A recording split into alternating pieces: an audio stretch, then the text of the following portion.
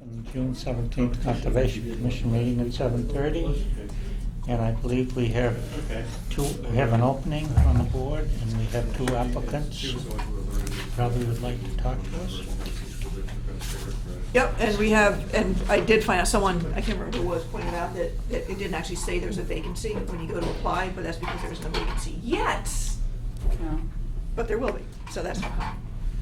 I definitely got the word out, like a few different areas. Yeah, so we have 2 responses. Who would like to come up and give us I a think brief synopsis? So, Kyle can go first since he was the first in.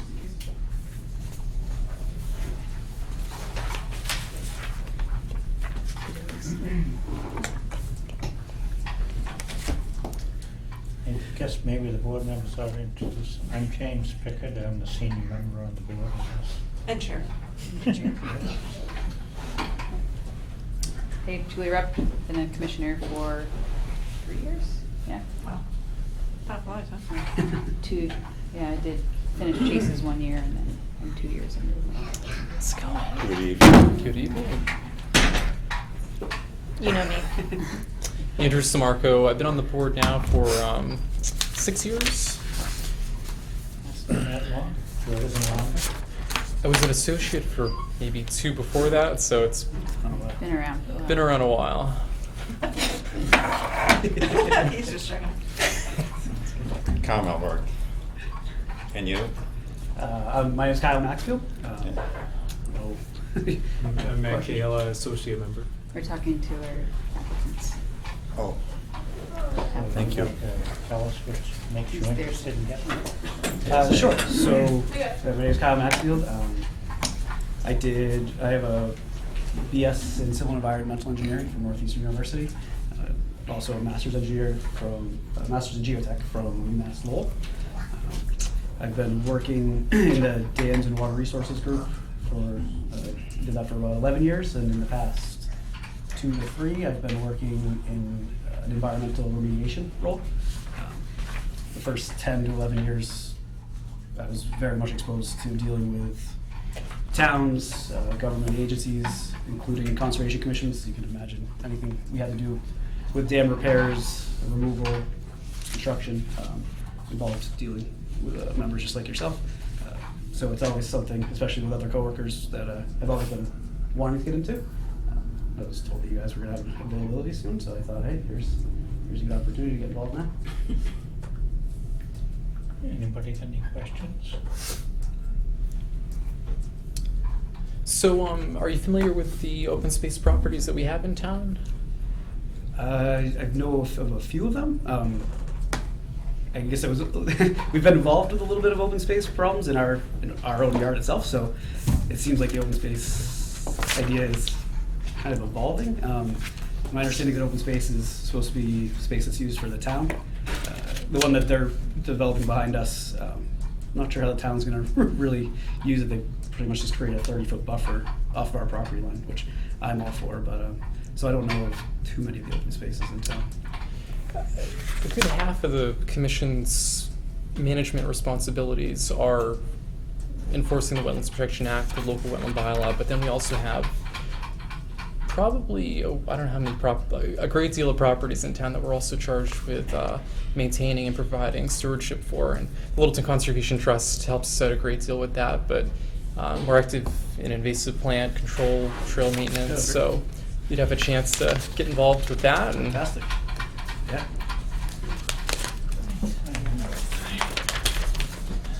I have a question. So the stormwater, I feel like that's an area that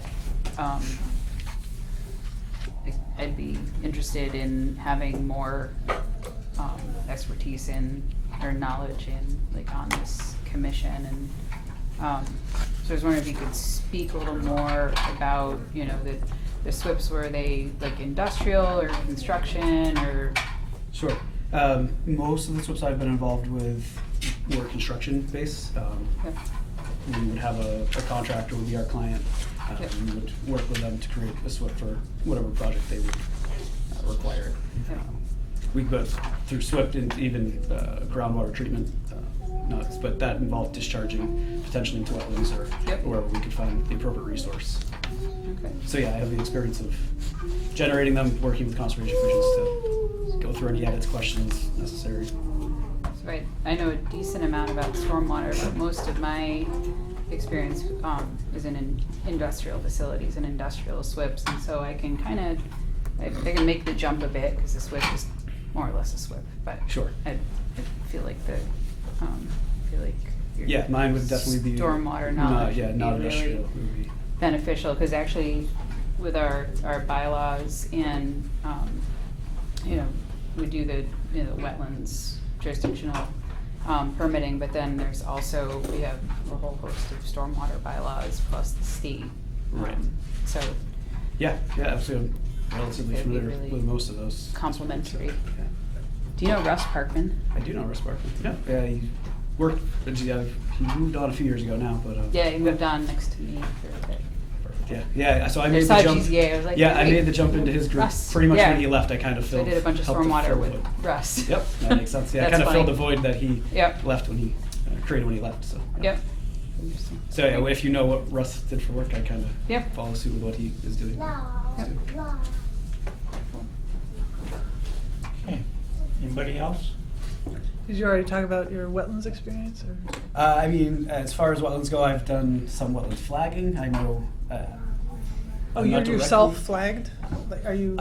Personally, no. I've been okay. on teams with a couple other people where we've gone out, and I'm not a wetland scientist. We don't have that.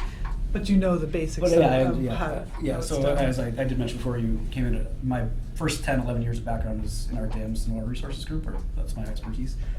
So we're constantly working with and around wetlands with that type of work. So I've been significantly exposed to wetlands, just haven't pursued it personally. Okay. I don't have anything else. Kyle, you got any questions? No, good. Do you have any questions for us? No, I feel like I'm pretty comfortable. I'm able to usually try to tune in at least once a month and watch what's going on, especially if stuff that's applicable to where I live. So I try to keep tabs on what you guys have been exposed to and what's going on. So I have a fairly good grasp. Not as much of the open space stuff, but. What's your general opinion about the growth of town and development of, the wetlands Yeah. and? I mean, I'm excited to see the growth in the town. I'm even more excited to see that's being kept in check by you and Board of Selectmen, all the other groups. We have the experience of there's development going on in our backyard, so it's been, at least it's good. We're not thrilled about it, obviously, because they're going to be taking out woods that we had thought were nice, quiet space for us. But being able to hear that they are going through every possible detail with you guys, with Board of Health, they had to go through recently. So I'm okay with the growth as long as it's in the best interest of the town.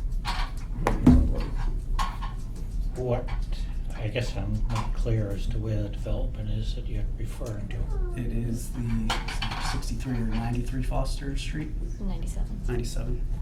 Oh, the Turkey?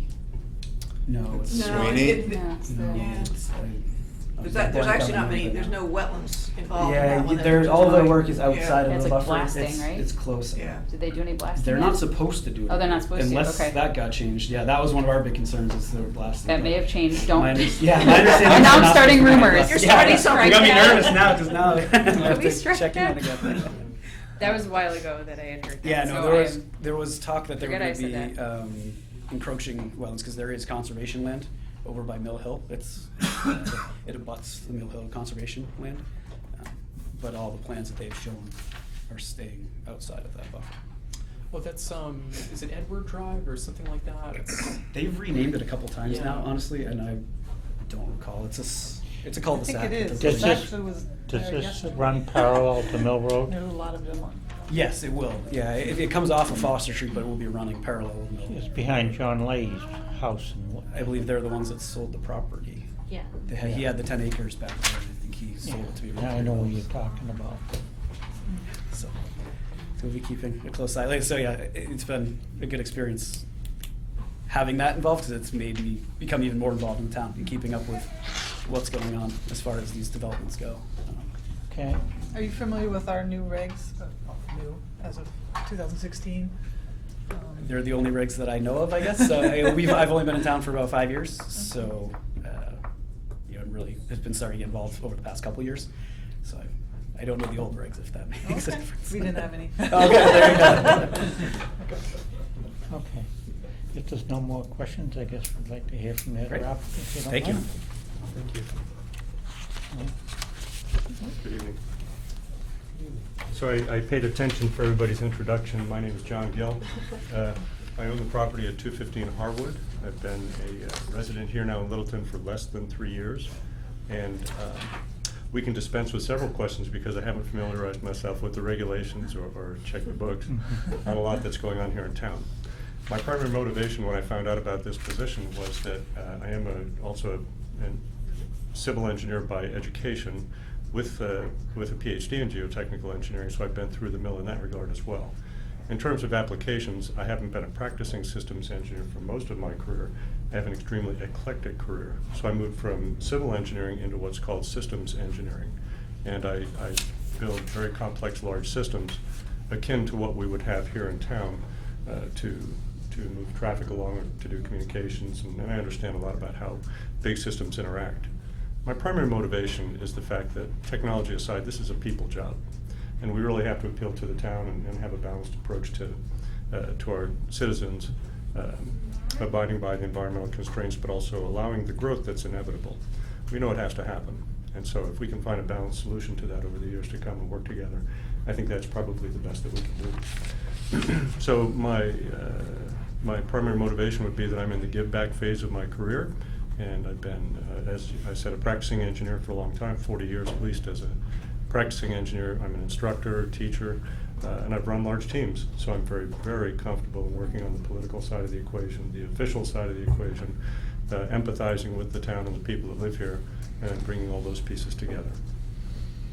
That's my opening statement. And can you speak to your wetlands experience?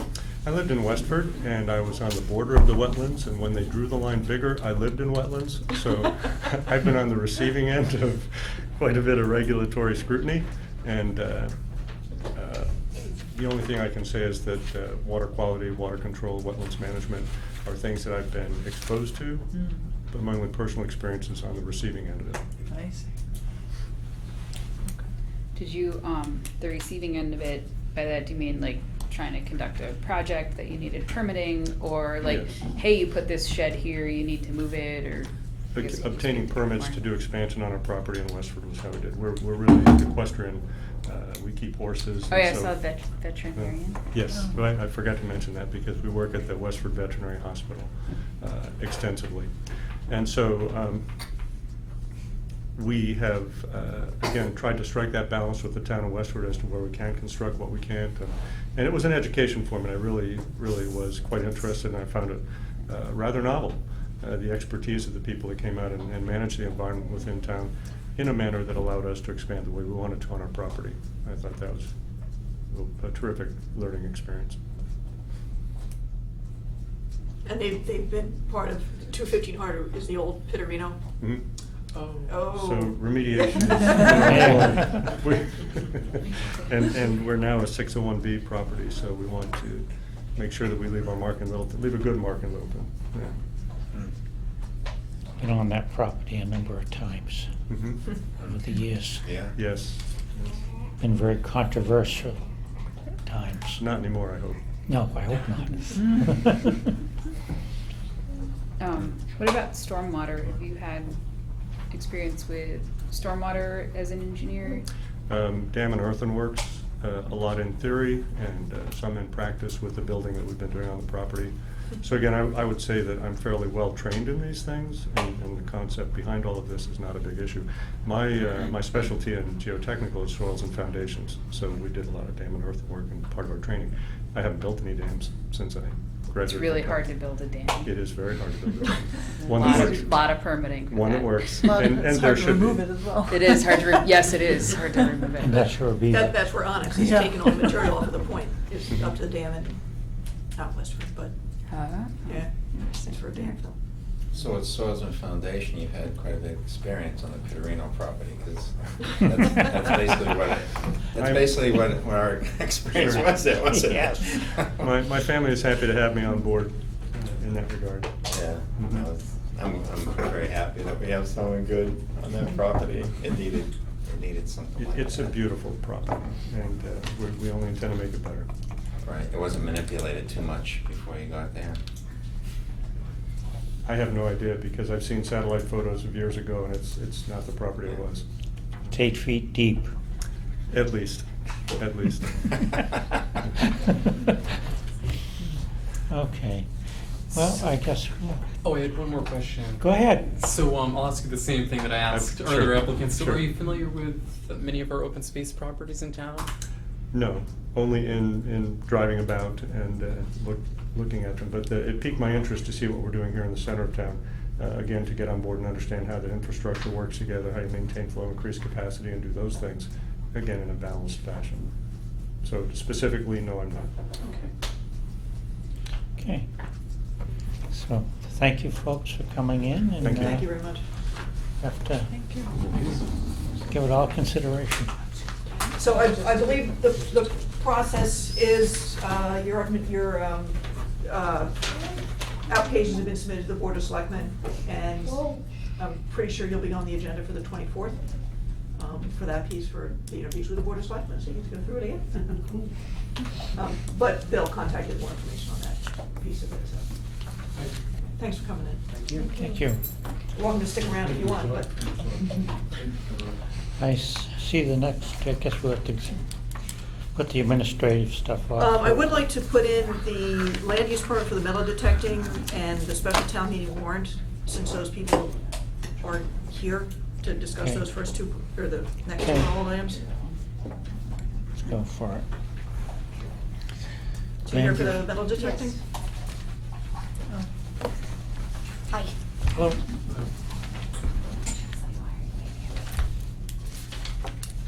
I am Pam McGinnis. I do metal detecting for a hobby. I came to the town hall to make sure that there were no laws. I'm fairly new to it and I don't want to get in trouble. And I was eventually led up to the Conservation Commission.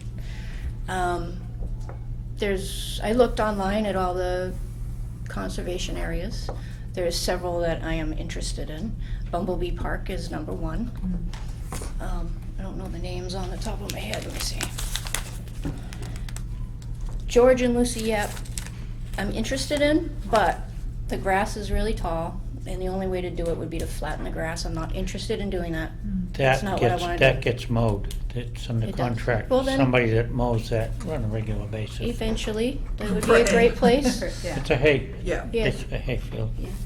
or the community garden, one or the other. There was the Mill Hill I'm interested in.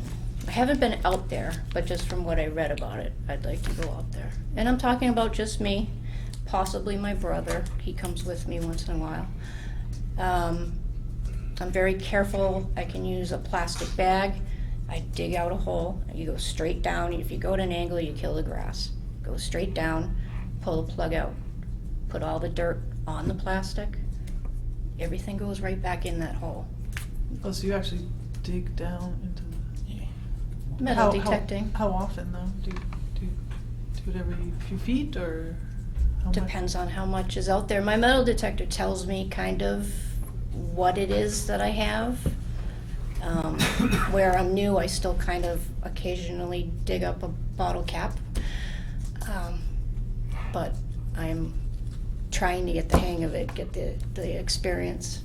So I can't really answer because it depends on what's out there, you know. Oh, I see. So wherever you get a reading, you stop, dig a hole, try to Yes. find what it is. It's usually typically 4 to 6 inches deep, maybe But it 2 could inches. be pretty big depending on, are you looking Oh, at big things? no. Oh, just No. small. I just like. What are you looking at? I'm talking like a hole like this big. And you dig straight down, pull the plug out, put all the dirt, everything goes right back. You can hardly tell it. It doesn't kill the grass, because if you go at an angle, it will kill. Going straight down, you don't kill the roots. I'm not looking to dig up flowers. I'm not looking to go into wetlands. How can you Yeah. tell though? It's kind of hard to tell sometimes where you're in a wetland or not. Well, I Because don't know there's a- much about conservation, but There's a 100-foot buffer between a wetland and an upland. I guess when I say I don't mean to go into wetlands, I wouldn't go anywhere dampish, you know, because that just makes a mess. But you might go but- within 50 feet or 100 feet. If you want to tell me what I can and can't do, that's fine. And this is just a hobby, but there really is nowhere in Littleton to go that is not conservation land. Unless you have The beach. people's houses to go to. I guess. you know. So the interest in like Mill Hill and the Yap land, you know, kind of leads me to a question of like historical I love artifacts. history. So, but if, I guess my question is if we like dig up some historical artifact on town land, you know, on town property. you If kinda it's can't keep historical that. to Littleton, I will hand it over. What do Is you- that what you mean? Yeah, I'm just thinking of, you know, I different mean, today I found an scenarios and- 1800s doorknob, and I love it. You know, so, I mean, Yeah, I it just sounds look really for. cool. I guess, so I have a couple concerns about kind of opening a can of worms, because if we, you know, if we allow you to do it, we need to allow others to do it as well. If they go through the proper channel, which is what I'm trying to do. you Right. know. No, I agree, and I truly like it's fun. I'm a geologist. I like GPR, and you know, it's like some of what I do is directly related. So Mhm. I find the technology really cool. But from a town perspective, you know, if you find something, even an 1800s doorknob, you know, that would be something, you know, town worthy perhaps. And so, you know, I'm just trying to figure out what a framework would even look like.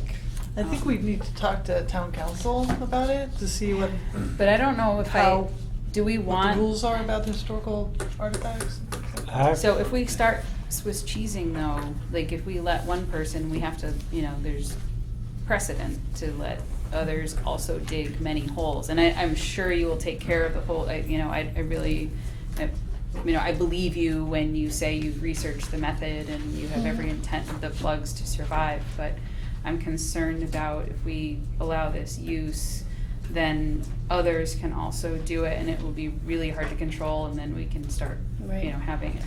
You know, and metal detecting There- is popular, and I just, There are I'm just no really laws concerned. in this town Yeah. for metal detecting, because I went to Yeah. Park and Rec, and Park and Rec sent me up to the assessor's office, I guess, is Okay. who it was. The assessor looked it up, said there's no laws, there's nothing. oh, okay. It just came to the digging, because I said Bumblebee On the Park, land. because like I said, there's no Yeah. fields around to go to, unless I go to ball fields. Actually, over there's some sort of a special, not a bound, but there's something in the top of the hill that was put in by the federal government Yeah. to bounce off the satellites, something I believe, There's a geological disc. marker of Yeah. some sort, Oh, yeah. that's over I there. would Benchmark. stay away from Do we it. do we have any regulation with the utilities? Conscom that can you remove anything from conservation can't. land? And how's the land? Because I know with acquired? federal property, like wildlife refuges, national parks, you can't take anything. Right. It could be a seashell, you're Right. not Right. supposed to take it. I, So I'm wondering if we have similar, I've kinda never run into this, I wonder if we have similar. I According don't, to- Bird rights, we do have a policy where you can't really cut flowers, you can't take anything off Right. the land. So this would be, Passive this would kind of fall, this would fall Passive use into recreation. that. I have a different Yeah. perspective of this. What's your perspective? I rent farmland in different towns. And my son stepped out of the tractor cab, walked along, and stumbled into a hole that somebody had been digging next to a pathway and sprained his ankle real bad. He was hobbling around for a That's week. interesting. And I mean, and not in the same field, I found a shovel and some more holes dug. So I'm kind of leery of just saying, go to it. I It could be a public will say, issue. as an archaeologist, I'm personally morally opposed to this, because if you do find something historical, you've removed it from its provenance, and then if there was ever to be a survey done later, historically, you would be removing vital information from it. There's potential that if you found something, then, oh, you found something more later on, you know, you might dig up a whole lot. And opening a can of worms, if more people want to get out there and do that, you know, they hear that you've done it, maybe they've seen an artifact you've donated to the Historical Society, they go out there, they don't go through the proper channels, because we can't force them, it's gonna become a bigger problem. Is there anything specific that you're looking for? No. I like finding coins, you know, I mean, anything. I mean, the doorknob I just like to see something and wonder where it came from, you know. If it could talk, what could it say? That's the kind of stuff I like. And you're removing it from its historical story. But Have we had an archaeological survey done in the town, do you know? We have historical surveys done. There's Historical some surveys? archaeological surveys done in the town, yeah. So do you know the I mean, rules I about tend to agree removal with- of historical I tend to property? agree with I you, mean, Rachel. mostly it's just amateurs going out and, I mean, There are no rules about taking it off of town property?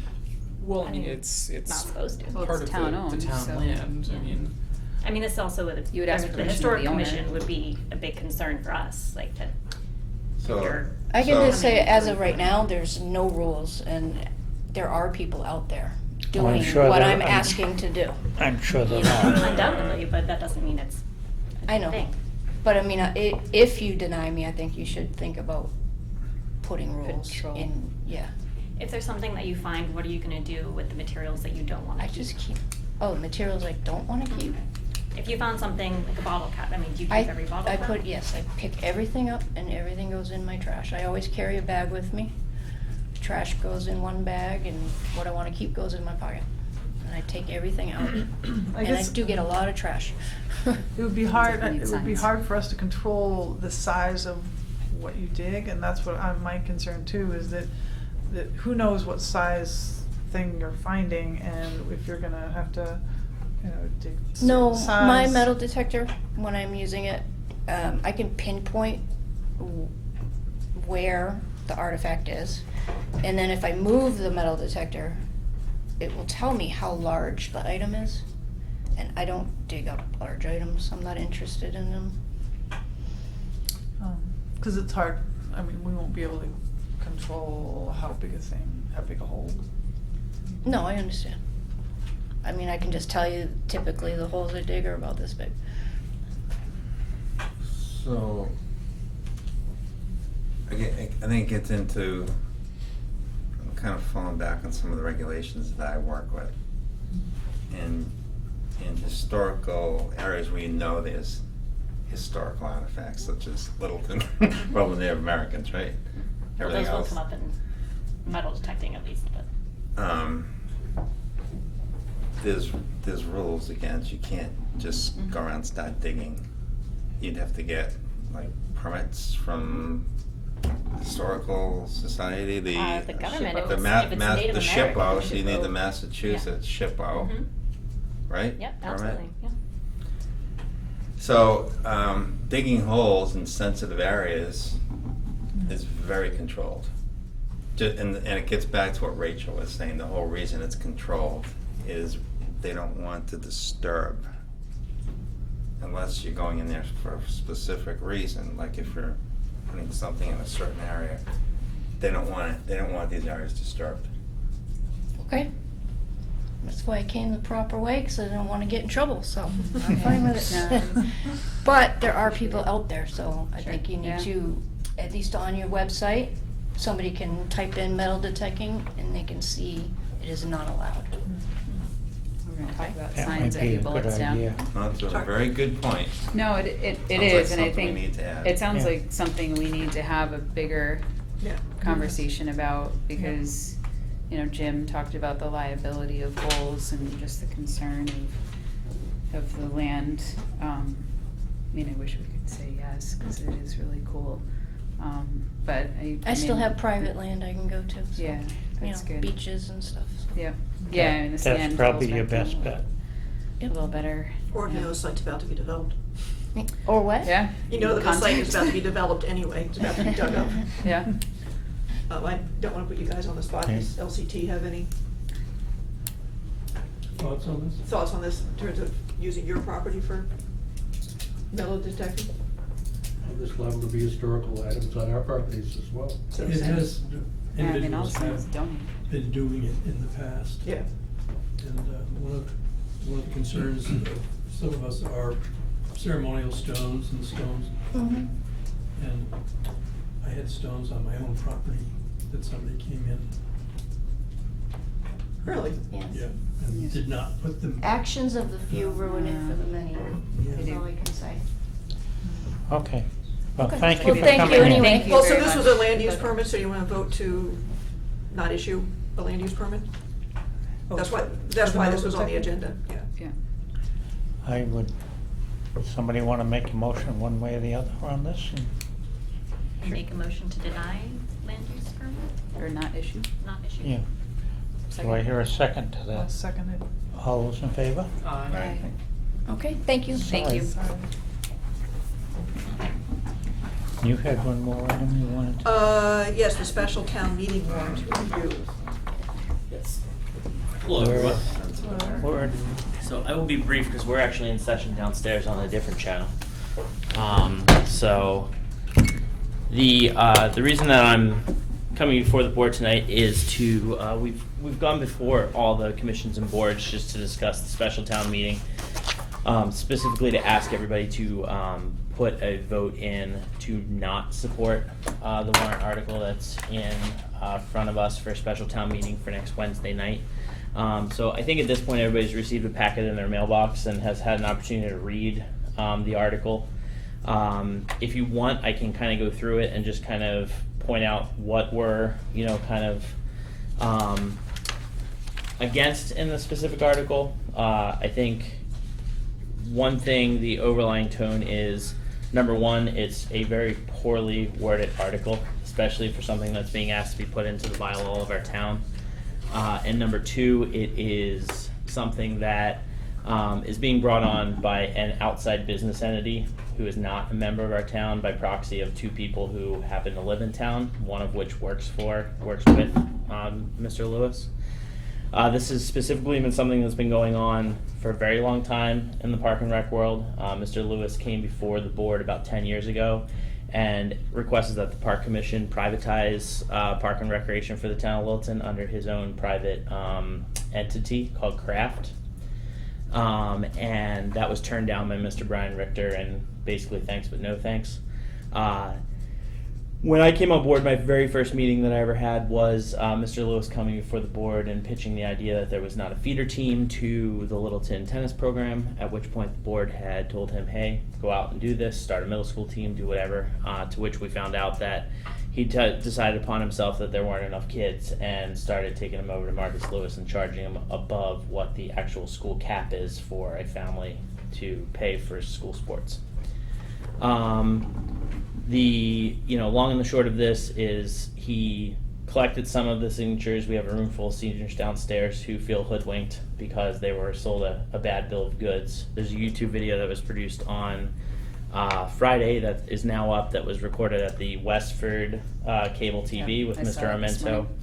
morning. So there's a lot of things, both him and Mr. Armento made comments that the town has not spoken to him. Alicia has had Mr. Lewis in her office numerous times.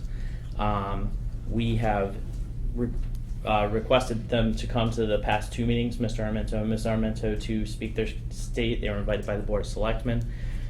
Specifically, Mr. Lewis, like I said, in 2017 was at the first Park and Rec Commission meeting that I have ever gone to.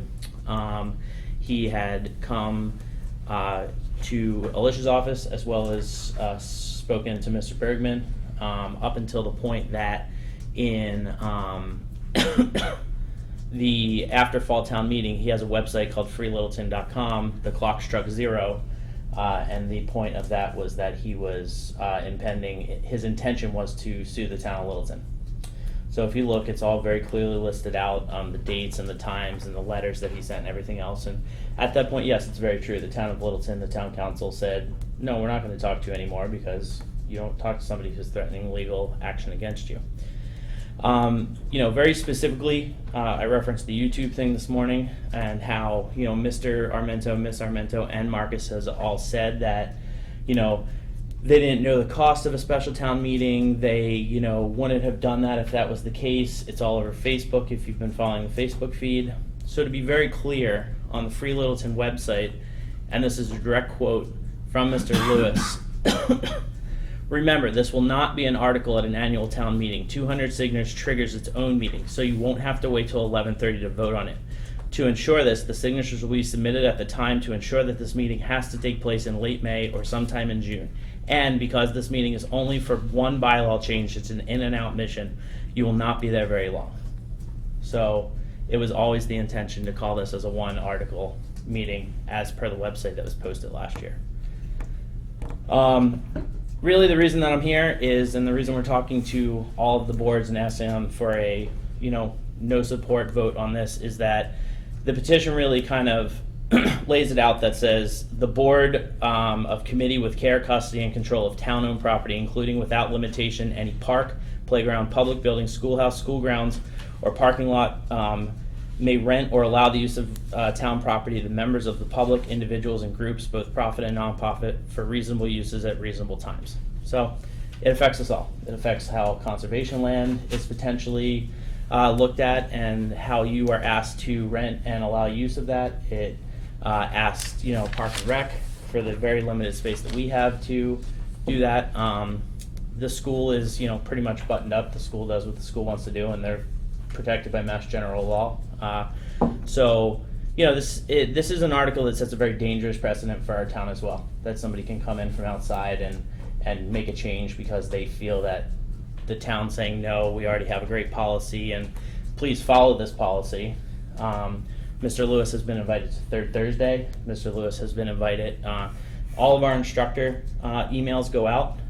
They go out 4 times a year, and you click a link, you submit a proposal, and we sit down and we talk about it. We do require a minimum of an 80-20 profit sharing split. 20% goes to Park and Rec to cover the fees of the administration and the rec software and everything else. But that's really it. And our main goal is we also bargain with the instructors to keep the programming as low as it can possibly be. So if you look at our rates compared to a lot of the surrounding towns and other Park and Rec things, we are well below that because that's our mission statement. So in this time that I've been here for the past 2 years, I can specifically say we've never had anybody put any submissions in from Marcus Lewis Tennis or anything to that has been denied. The denials, I'm sure that you've heard reference to the Easter egg hunt that we said that we weren't going to have. That was actually a hunt that was supposed to take place on conservation property at Bumblebee Park, so we don't have any skin in that game. That was the Littleton Parents Association. Correct. I was part of them at that time. I remember that. Yep. And then there's also the reference to the library coding class that we scuttled. The library coding class runs very successfully to today. It's a free program. Yeah.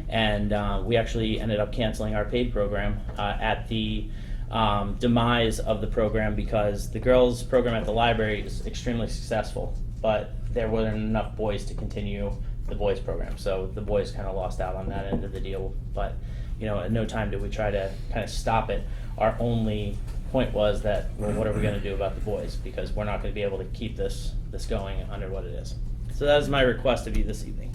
I guess, what does this really serve to do? Because don't we allow activities? I mean, we don't prevent activities from happening on town-owned land.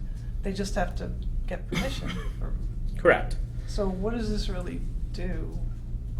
That's the thing. It can be interpreted many ways. If you watch the Board of Selectmen meeting, I know Chase and I had that conversation about how he interpreted it one way, we had interpreted it a different way. I think the school committee, when they had discussed it, Mike had brought up the interpretation piece as well. So, that's the problem with specifically this bylaw change is it's so open to interpretation. It's so poorly written that is this something that we actually want to put into the town's policies where I think each board has a very functional way to rent or allow the use of their properties through what we currently do, is there really a need to change that? We just dealt with that. Yeah. I have a couple of comments. I have been, loosely following it, and then more recently, more tightly following it. And I did watch the YouTube video that the gentleman put out in Westford this morning. And one statement that really struck me with what they said was, we don't really care what the bylaw says, we just want to have a conversation. We don't care if the bylaw changes, like literally, if you haven't picked that part out. And I was like, so I already was concerned regarding, the unintended consequences to conservation. We have care, custody, and control of the most town-owned land, as far as I'm aware. Obviously, we were not considered in this because it didn't apply. Right. However, I am really unclear on what this could open up. If we have something we want to do, but do we have to put the nonprofit first? Do we have to put kids first? Right. And the fact that the petitioners are saying that, they don't care what that, and I just saw that this morning, they don't care what it says, that's concerning to me. Yeah. Where would this go and- to? Yeah, Just being- well, and it seems like it's, so, and then I guess to jump back to a holistic view of what's going on, it seems as though, this entity, and honestly, I was part of the Littleton Parents Association. I was, there when we were told, hey, we can't do this egg hunt, and nobody could say why, but, so perhaps there's a conversation that needs to be had about, is there some leeway or what have you, but trying to undermine or circumvent each board and commission's, elected and appointed boards and commissions, care, custody, and control over land and town resources seems really short-sighted and not a good idea, because we are the ones with the holistic views of our properties. We are the ones with the institutional knowledge, and we are the ones who've been elected and appointed to, Care for that land. care for the land on behalf of the town, in the best interest of the town. And, I'm sympathetic to the issue at hand. And again, the Littleton Parent, that wasn't fun. We couldn't have an egg hunt that one year. Right. I'm sympathetic to that, but to completely, to put a bylaw forward that apparently they don't care what it says, that might undermine I think there's a better way of going about it. there is a better way of Yeah. going about it. I mean, So if he has that's- an issue with a specific, Those are my thoughts. a specific commission that he's had trouble dealing with, then he needs to talk to that commission and say, okay, I have specific wants and needs, and it seems like you guys are putting roadblocks, or whatever his concerns are. It seems like this might be the wrong way of going about it, because it's too general. And It seems like I have a problem with the fact that it's an outside entity out of the town Yep. that wants to impose something on the town. It'd be one thing if it was residents of the town that were doing it, but not.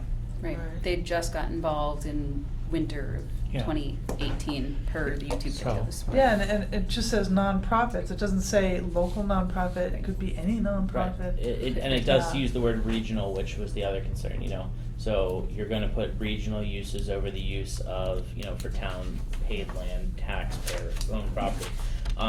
The other point that we just wanna be very clear on is a lot of the things that Mr. Lewis references are things that were well before the tenure of any of the staff, any of the park commission who's here currently.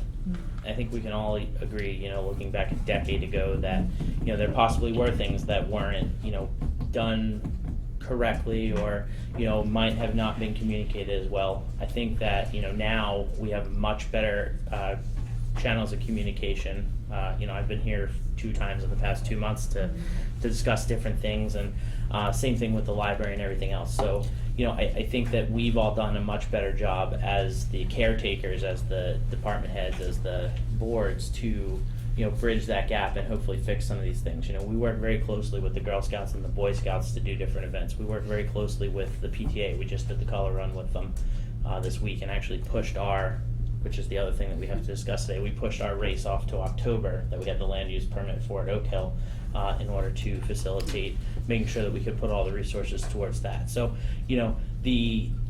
we are not here to turn anyone away to say, no, you can't do that. We're here to hopefully work with people to make everything as fun and the best use of everybody's time possible. So, we welcome anybody with open arms. That's, been our policy. So did this start as tennis, wanting to use tennis courts in town? Is that how it started? So this started specifically 2 years ago. Where this really started was Marcus, who is our high school tennis coach as well, came before the park commission because he went to Kelly Palenci, the school superintendent, because he wanted to start a feeder program by offering free tri-tennis programs, which was 3 classes if you had never played tennis before. So if you had ever played tennis before, you're automatically out. It's marketing. No, because he runs tennis camp in Acton, Right. correct? So he wanted to go to Tiger's Den and run this program. Right. He was told that we have a tennis instructor. Her name is Sue Adams, who already runs a very successful program that some of the Tiger's Den kids come to, and that was in direct competition. I'm sure that some of you have heard him reference the MOU. So that's the agreement between the schools, the Board of Selectmen, and Parks and Rec. It has nothing to do with anybody else. Basically, that just says that the schools give us space to use, and we pay for the maintenance of the sports field. No, on highway. And what's that? Highway too, right? Highway Are they actually in that runs MOU, the or is Parks it different Department. one? Okay. It's the same. It's the maintenance and care of the sports fields. There is another clause because the schools used to run community education, and then Park and Rec took it over when it was disbanded in the schools, so that there is a non-compete. And that's just, the school doesn't offer anything that we would offer, we don't offer anything the school would offer. And a good example of that is when that was put into place, Park and Rec was running the SAT courses, not the schools, and the schools were running community education. So we put that in place just to, and as Mike Fontanella made it very clear in the school committee meeting, that's just a handshake agreement before us. Yeah, it seems like you could work it out, right? If they It decided doesn't- that they wanted to start offering like it- language classes, they could totally do that as the school, and we have no recourse in that. So We that should doesn't go out. What's Kinda that? gotta bring this to a. Yeah. Yeah. So that's what we're asking for. So has Okay. any other towns adopted something like this, or did he just approach Littleton? Because I was trying to think it made sense to approach Acton. So Westford and Acton, he runs programming with them, both towns. But do they have a bylaw? I don't know The the Acton answer to program's that. on private property. It's on the condos courts, or at least that's where it used to be, it's not on town. Yeah, it's on So the the town's got condos nothing to do beside with the. it. So in neighbor, Westford, right? his agreement Yeah. is with the Conservation Commission, and they get, for the old East Boston camp property, they get $10 per camper per week out of the profit that he actually makes on that. And Acton Community Education uses his tennis program. And So so you're looking for a vote to either recommend or not recommend the warrant?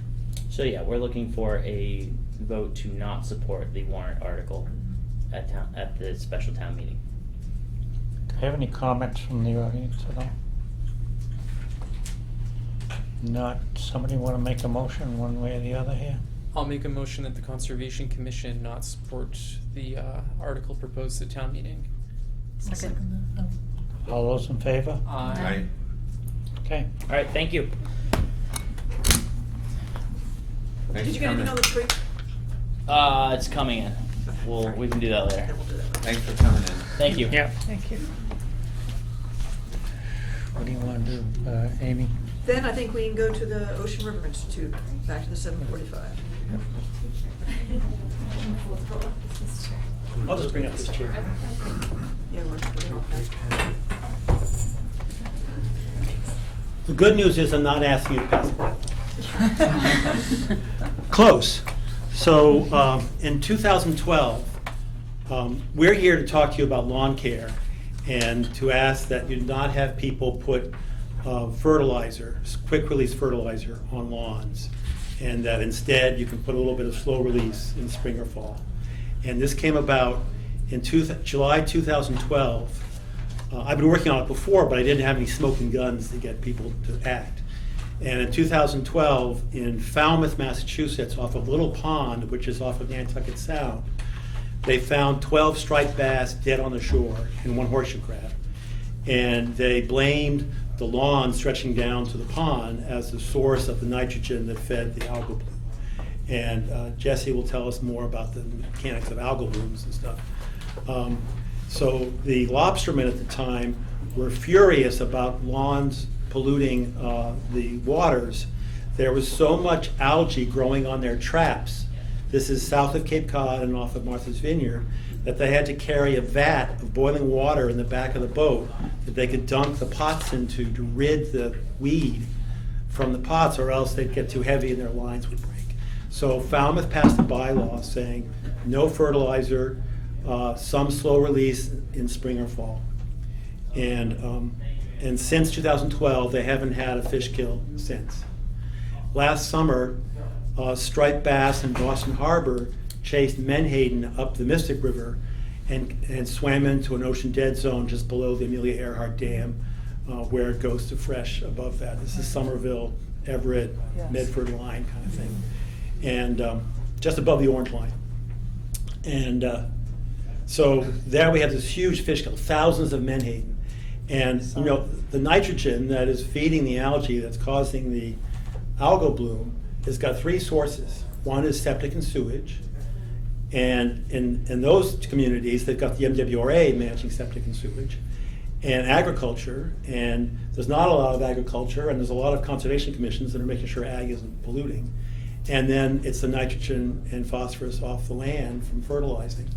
And so in that watershed, what people are doing on their properties is having a bigger effect than in some other watersheds. So we wrote to 87 different town conservation commissions and asking you to think about adjusting the wetland regs that you write to properties next to wetlands. There's your opportunity to say, don't fertilize with quick release. And then the attitude is, what's good for those properties is good for every property in Acton.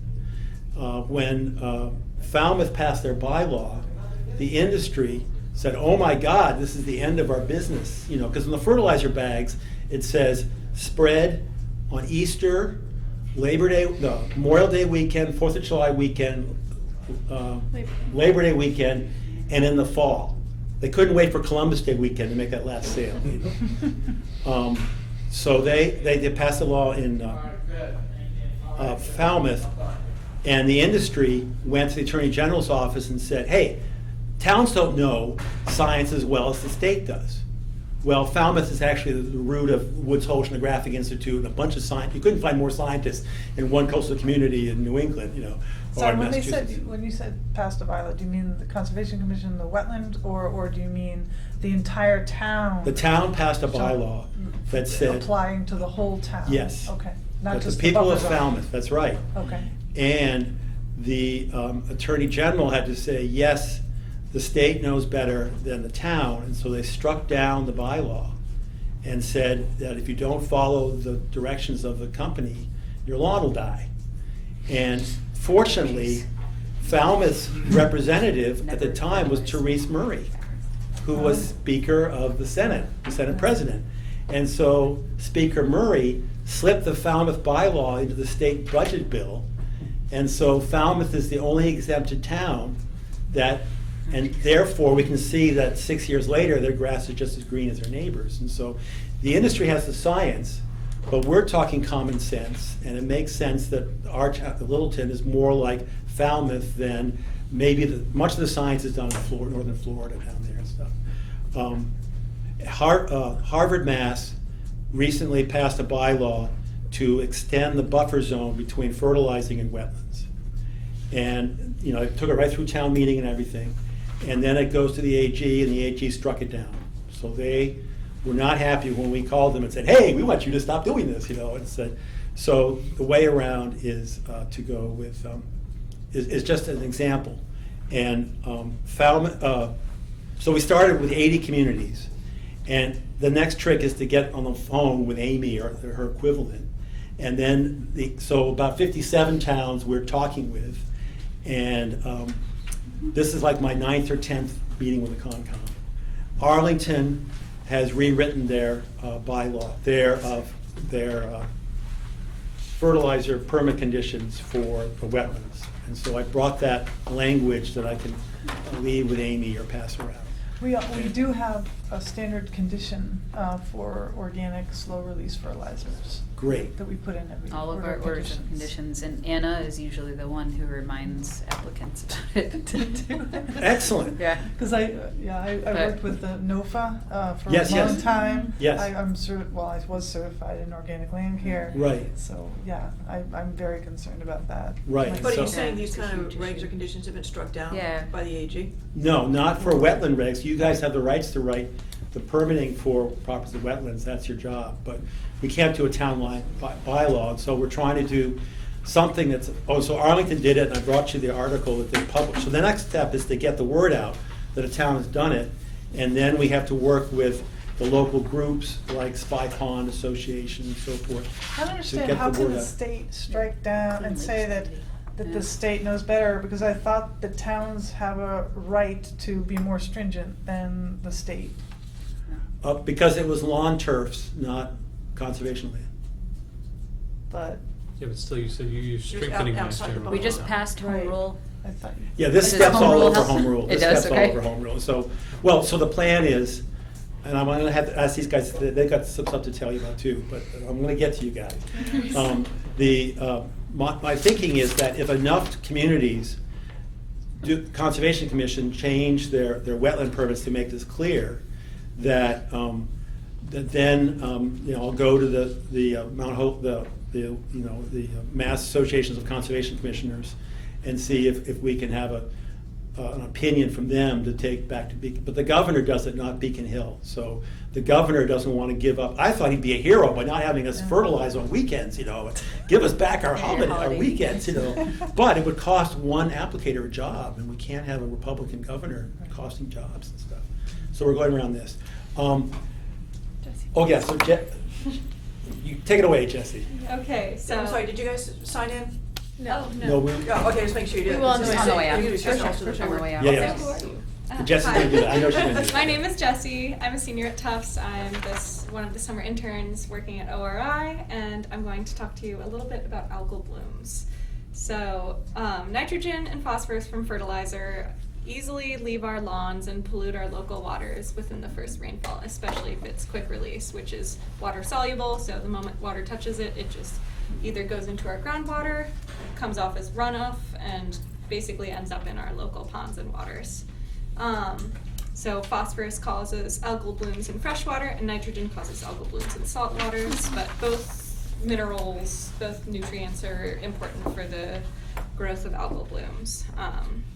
Nitrogen is actually our water and ocean's biggest pollutant because of these algal blooms and the destruction that they wreak on our local ecosystems. So, as some of you may know, Littleton's ponds have struggled with algal blooms in the past. Am I wrong?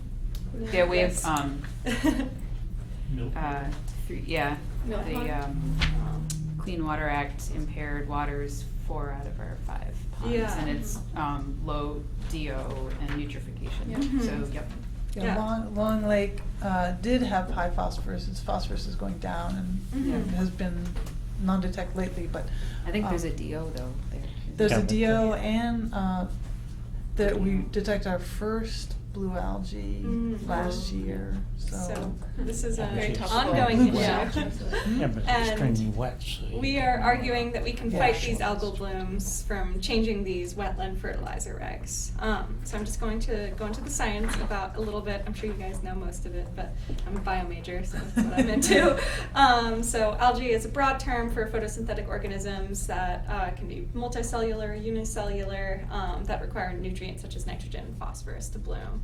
So an algal bloom is a rapid increase in these algae populations from a result in eutrophication and excess nutrients within the local waters. So they can bloom in both freshwater and saltwater, such as the Mystic, and also local ponds. And some algae even produce toxins, which can be detrimental to pet health, human health, contaminate drinking water. So it's an issue that goes beyond, looking gross. But going into the looking gross, these algal blooms kind of function like a mat, coating the surface of the water, smothering the life below, using up the oxygen.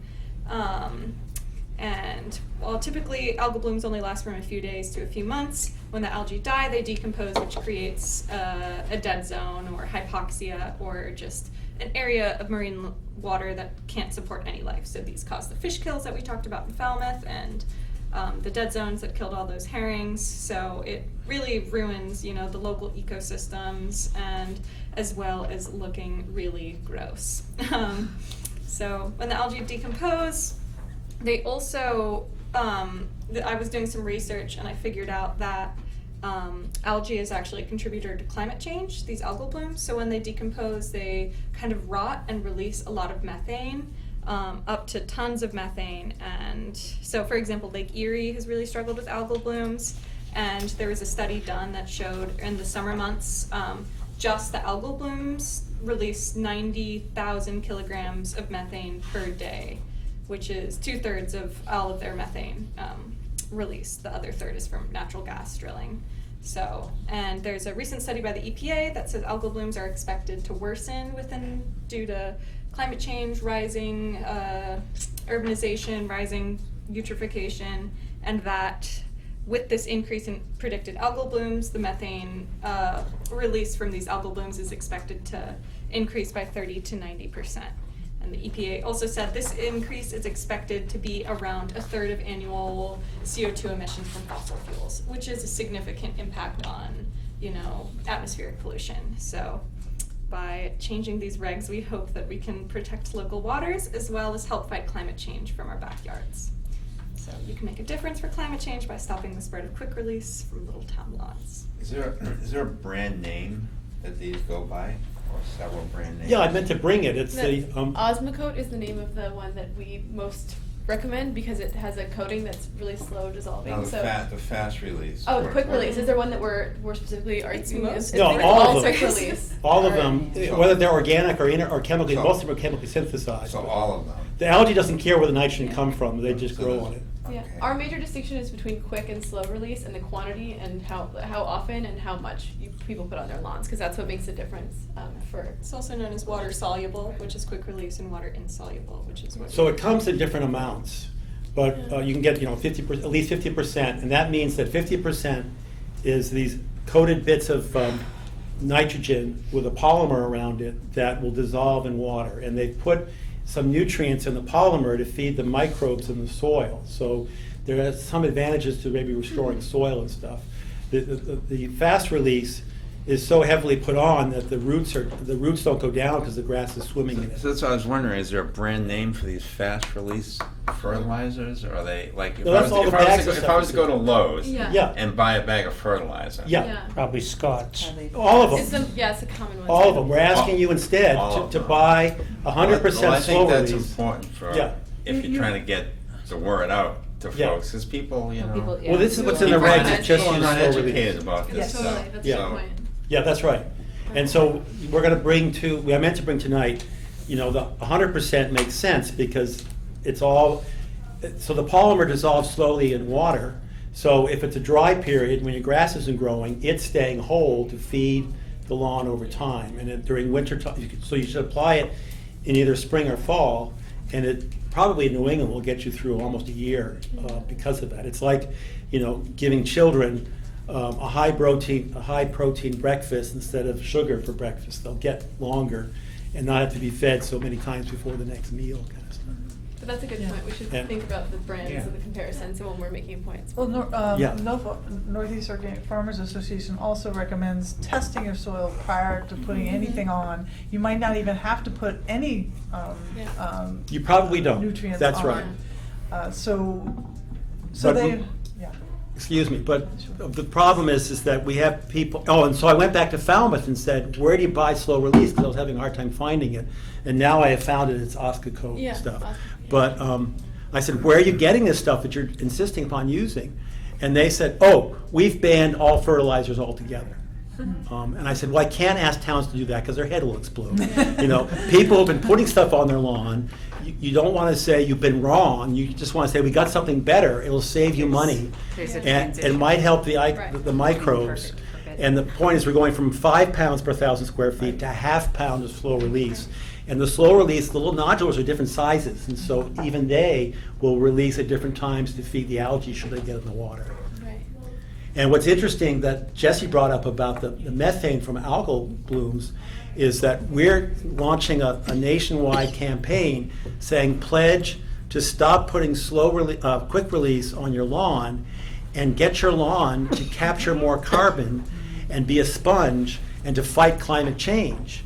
So we're saying, hey, reconsider that. Look out patio, you're our impervious surface. Bare feet prefer lawns, and it's better for fighting climate change. So we're trying to get, because most environmental groups say get rid of your lawns because they pollute and put in wildflowers or whatever. And I live in Somerville. My lawn's about the size of this table, and so you can't walk on wildflowers. So you need, but yeah. So tell us about the other aspect that I haven't even mentioned. Yeah. You'll get to introduce. Yeah, we're going to. Yeah, well, Yeah, no, we'll, just quick. She's we'll going to make be it 3 brief. minutes. Absolutely. Hour. Hi, my name is Morgan Berman. Hi. I study biology and environmental science like Jesse at Tufts University, and I work for the Ocean River Institute. I'm here to talk about Roundup, which is a slightly different topic, but on the same idea of promoting holistic, healthy lawn care that's healthy for our communities.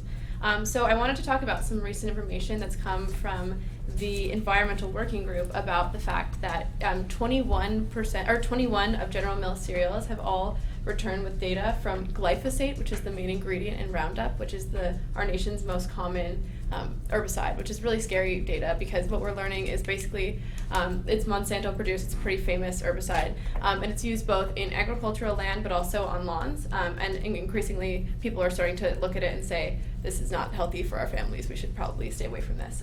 So what we at the Ocean River Institute are promoting is asking conservation commissions like you guys to take a look at the health of Roundup and realize that glyphosate, which is the main ingredient, is a carcinogen. There was a recent court case with a man named Dwayne Johnson. He was a former school groundskeeper, and he was awarded $289 million by Monsanto because he got non-Hodgkin's lymphoma from being in close contact. So this stuff is pretty dangerous. Which brings me to the concept of bioaccumulation, which Jesse and I talk about in biology, which is so basically if you eat something over and over again, or if you're exposed to it, it becomes more and more dangerous for you because it collects in your own body. So with the case of Cheerios, which is one of the cereals from General Mills that unfortunately returned with high levels of glyphosate, which is this carcinogenic chemical that we're feeding ourselves and our kids for snacks and breakfast. It also has been found, and it's worrisome because the more you eat those Cheerios, unfortunately, the more the carcinogenic chemical collects in your body. So that is something that we're very worried about at the Ocean River Institute, and something we've come before you to discuss in terms of promoting healthier lawn practices for your community. So to that end, it was glyphosate, this main ingredient that causes cancer, main ingredient in Roundup, was also found in rainfall samples, 70% of rainfall samples from Iowa, Indiana, and Mississippi. So it's really prolific, not only in our own bodies, but also in the natural environment. So it's both a human and environmental health risk that we don't think should be posed to our families and our communities.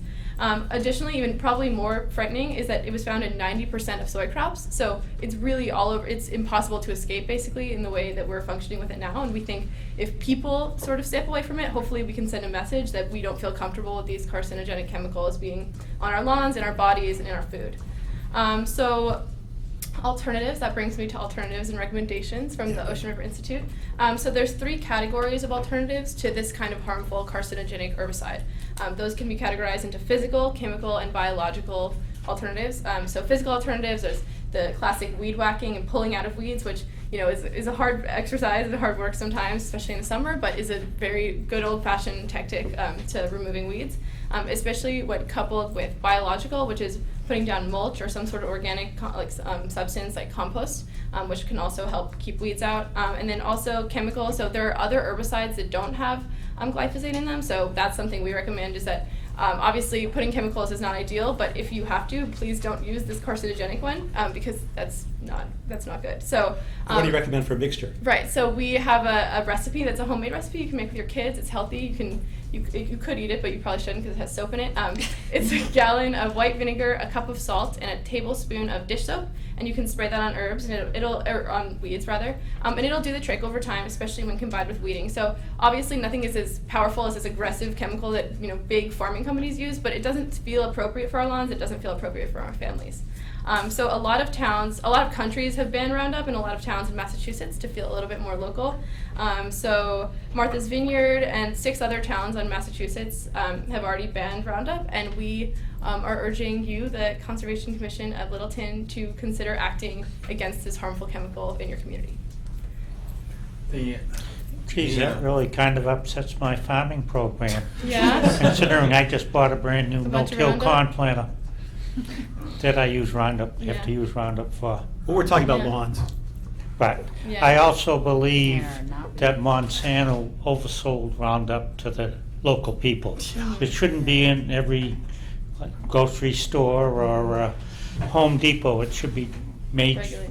specifically used for specific Yeah. programs. Well, I'm they seeing it on ob- television. obviously- obviously I see it on sold television now. Well, it shouldn't, it's been oversold. Yeah, it's been oversold, I agree. So the pond down in Falmouth, was that one of the finger ponds that you see along the? Oh, yeah, that was the Little long- Pond. Along the South Shore Drive along the there. South Shore, is Yeah. that one of the ponds? The that smallest you- one, obviously. It was the that one you that s- went most hypoxic, yeah. Yeah. Because that has been a major issue down there. Wacoit Bay Right. had a similar issue with. Yeah, and so Matt Charette is the Woods Hole scientist who's Yeah. working on Wacoit Bay about Yeah. nitrogen coming in. And I think he's the source of why you only need 1/2 pound per 1,000 square feet of the slow release. Yeah. Because we don't have any other citation than his work. Yeah. Good work. Yeah. We have Good. Mill Pond here, you know, that Yeah. folks on White Pine Way and other properties that abut one of our ponds, basically, I mean, Yeah, probably but within a that's- week or two, it'll be socked in with algae and it smells terrible, Yeah. and people are paying extra taxes for waterfront or water view property, and they're viewing algae. I think you'll find there that And it's on the one, list for restoration. they never put the culvert in deep enough to keep a good flow out of that area. But- Yep, it is That, stagnant. and some of it got cut off when they put 495, Yeah. where it was going underneath the mill. So- Yeah, I oversimplified. The Mystic River, they There's a lot see of human issues. excrement in the river and stuff, so there is a Yeah. sewage problem. The But it's just CSOs. it's silly to be paying to fertilize when you don't have to do it, and it makes your grass stronger. Thank you for your time. I would like to work with Amy to better clarify how you're already doing what we're asking, so that we can put together an announcement that we went to Littleton and they are on board and that kind of stuff. Because it sounds like your permits are pretty much covering this, Yeah, or? because we also mentioned organic pesticides, Yeah. within 100 foot. Yeah. Thank you. We've got to move on. All right, thank you. Thanks so much. Yeah. Really appreciate the information. Have a great night. Thank you. Thank you. You're good. Okay. Thank you. Thanks. Do we want to go to the 8 o'clock, Amy? The 21 Park, yes. Yes. Good evening. Good evening, Gary Schimmel, 21 Park Drive. Yep. So I'm asking for a temporary. A request for determination to put the building. Thank you. Thank you. I'm not the engineer, the builder, so I don't usually present. I'm not sure what I'm supposed to be presenting, other than what you just said. Good. So this is the area I'm talking about, just having temporary disturbance. You can just put it flat, Yeah. and then these guys can also see it. Okay.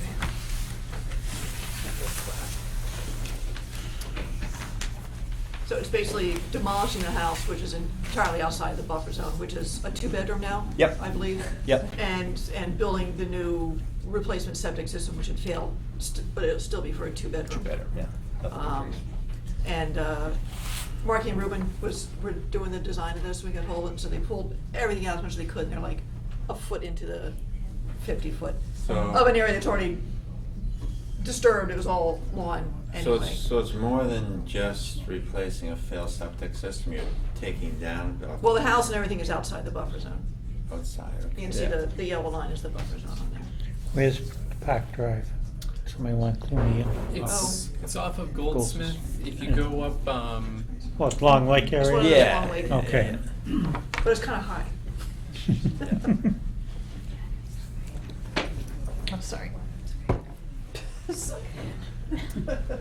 So this is currently a vacant lot now, right? I think the house is already torn down. Yes. And Yep. So how close is the closest to the wetland? That's the 50. Yeah. This is the 50 here. Yeah. And where is your limit of work? Right here. Right on the 50 basically, and right close to it. So this is, so It's all inside. a replacement of existing, the It's all only thing that inside looks the like it's 50. within the 50 is the grading. Yes. Is there any way to build a retaining wall instead of going into the 50? I think he's already. We are got doing one the there, retaining but- wall inside the 50. Oh, okay, so it's only It's just the grading the, and the, The grading Okay. associated with the wall. yeah, just the corner.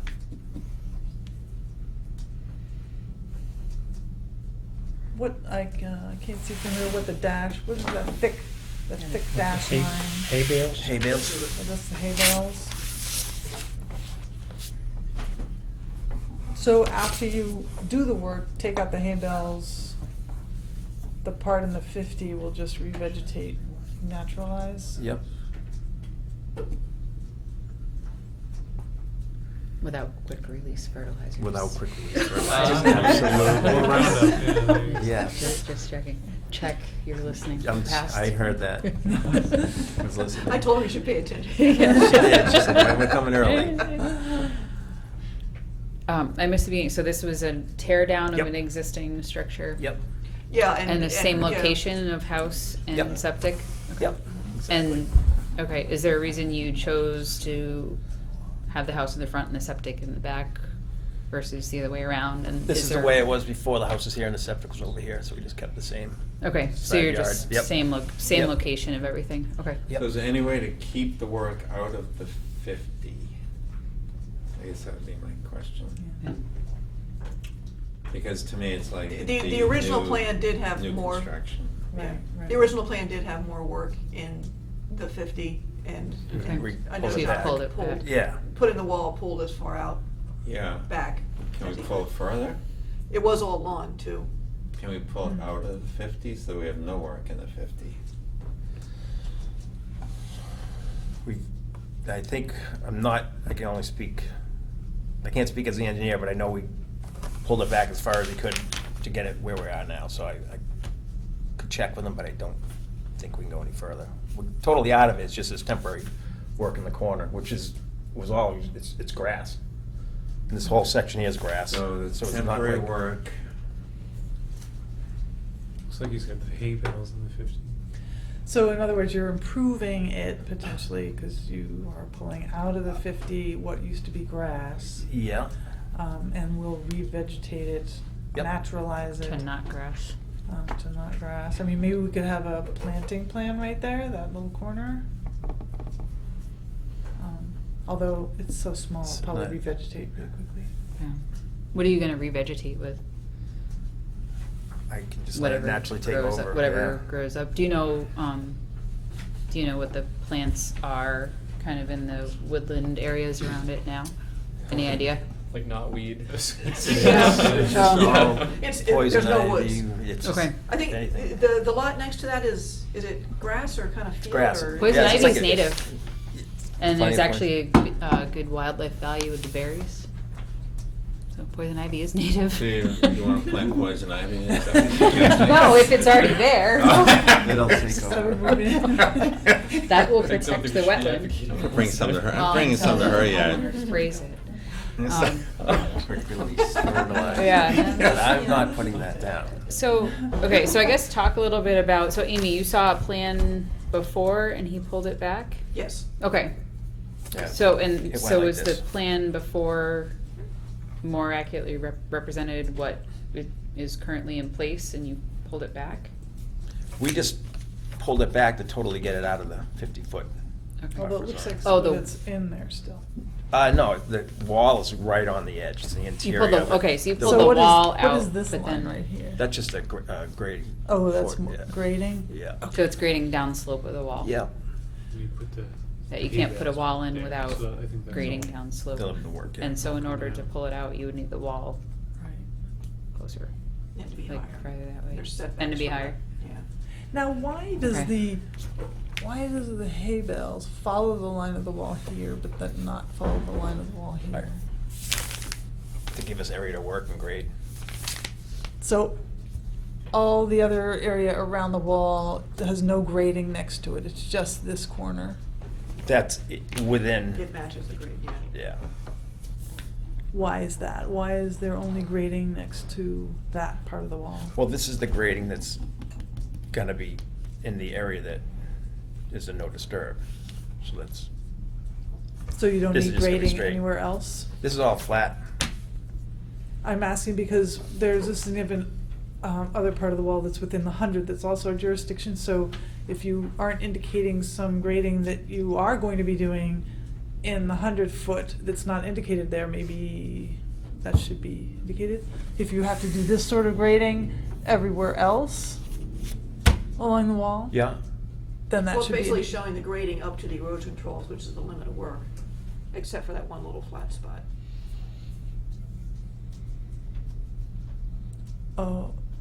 Oh, so we mean this line here, it's hidden by the wall, or it's hidden by Hay bale? the hay bales where they're gonna do grading next to the wall? Because that's also is that the property line? Yeah. Yeah.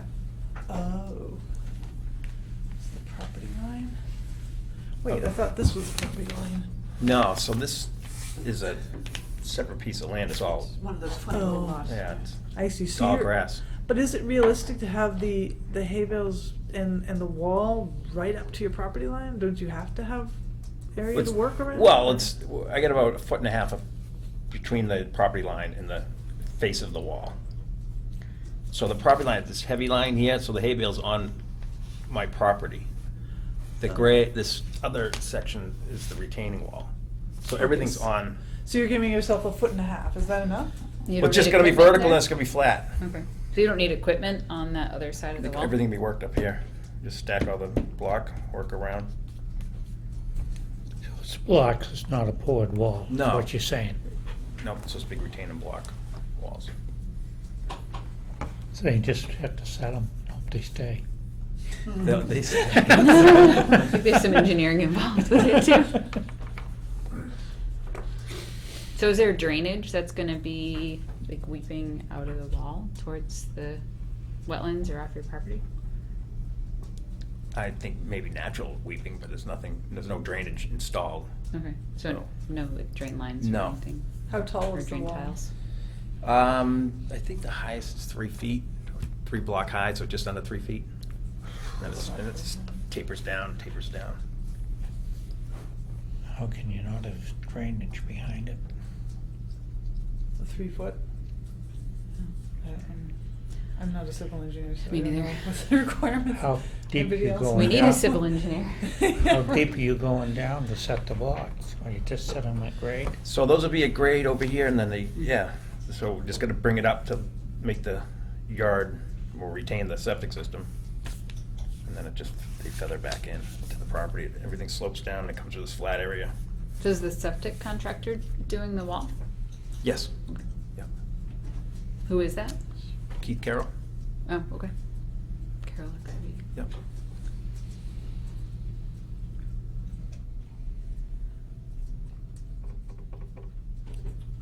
And the wall's not there now, the wall is needed for the septic. Correct. Which is, okay. And when you dig out, or are you digging out the current septic? There wasn't much of a current septic, it was just a, Oh, like a cesspool Like a or cesspool something? or something. Yeah. Oh, okay, so you don't have to excavate out soil? we will have to we'll have to excavate soil and keep it stockpiled up here. Okay, so you're And then gonna bring it- stockpile it outside the 100 Yes. and then? Yep. Okay, reuse that soil? Oh, I guess it doesn't matter if you're There'd be some stockpiling. nutrient-rich soils in there. Yeah, I'm sure. Okay.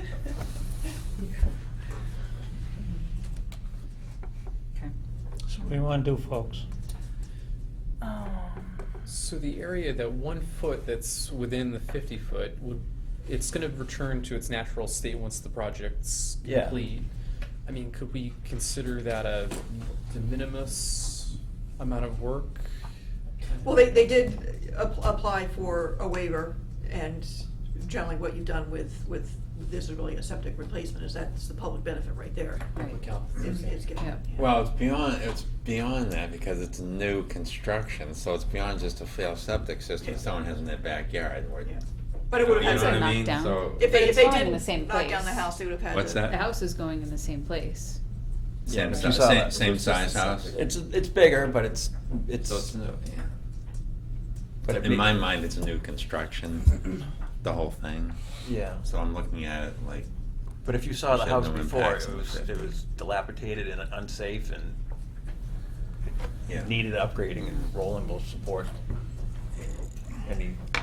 You know, Yeah, I'm just thinking of, if this was an emergency septic system repair, we may look at it differently, and we'd probably do what Anna suggested with it's in the public benefit, cause it's, but I'm looking at this one a little bit differently because it's, Well, it's a cesspool, and he's also naturalizing, you know, Yeah, you're doing away Area. with a cesspool, putting in a regular filter bed, Improving, which yeah. would be better than leaving it's it. just going into the ground anyway. And somebody's gonna reconstruct, they're gonna reconstruct it.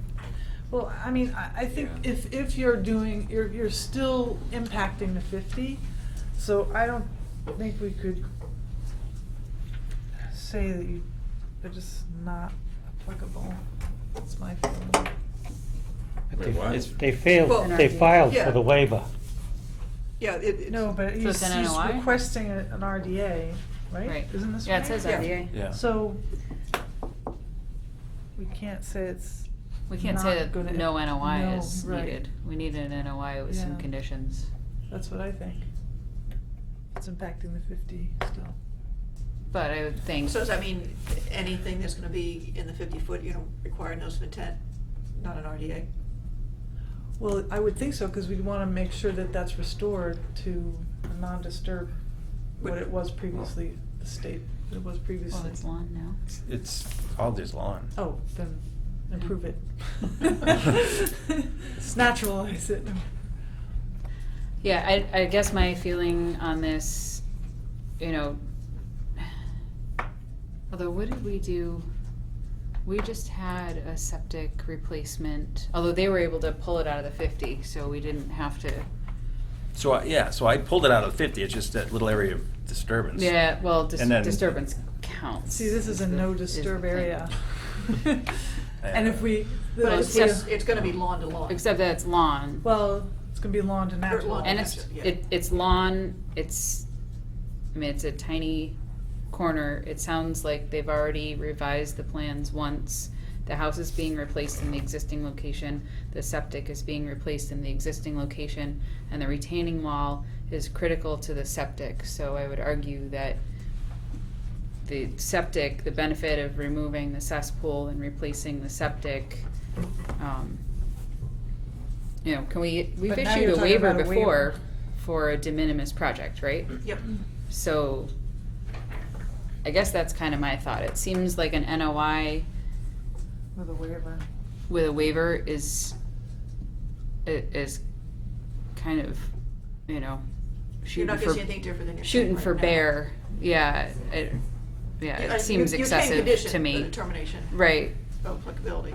Okay, I'm not and sure that's what what I was condition trying to you want. remember what we had done before. It seems like, in my opinion, we've seen, the drawings. I feel as though there's good detail here to get our questions answered. We know lawn is gonna be naturalized in the tiny corner that's being impacted, and furthermore, it's a replacement of something that's already there. We're not disturbing woods. I mean, are you taking trees down?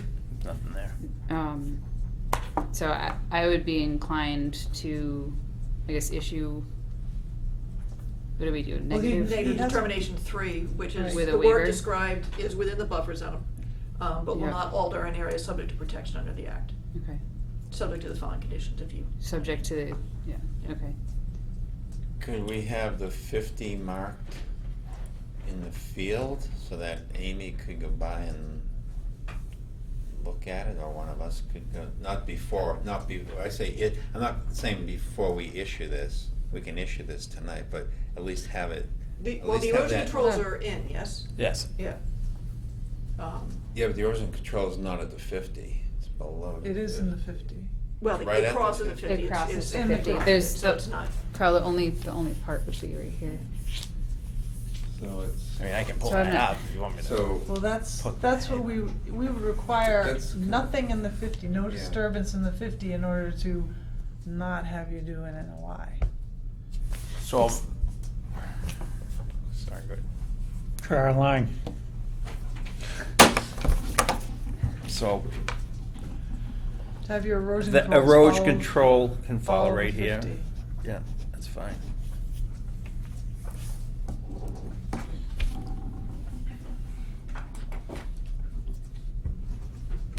and label it. So, And scribble out the other line. You don't wear my pen out now, do you? control. You have nothing. So I'll just follow the contour of septic with erosion. Yeah, and that'd be good? Yeah. All right. Fair enough. Can I have a motion to approve? I have a motion to issue a negative determination of applicability,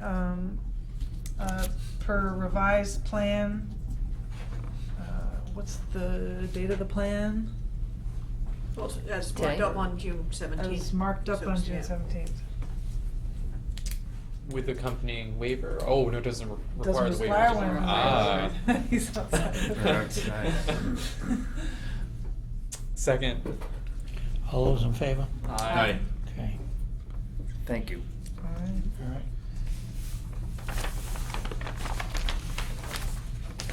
Request for a minor project change, 26 Deer Run Road.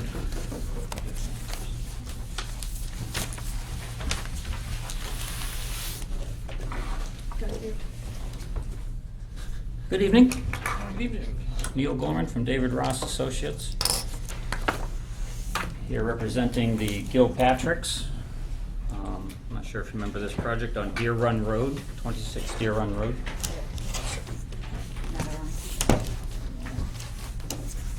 Show you, this was the project that was, order of conditions was issued on in the last couple of months. And they went back and were considering the cost of building the house and have actually shrunk the house from what was originally approved. So the plan that I submitted to the commission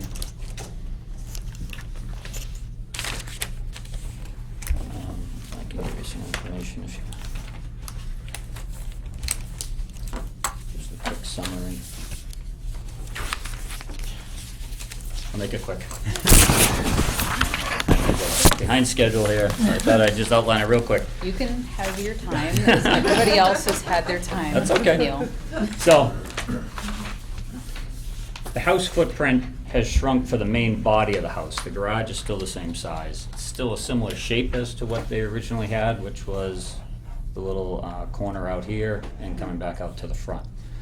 So the house footprint changed from over 2,400 square feet to just under 2,200 square feet. So we've gone down about 11% in the footprint of the roof impervious area.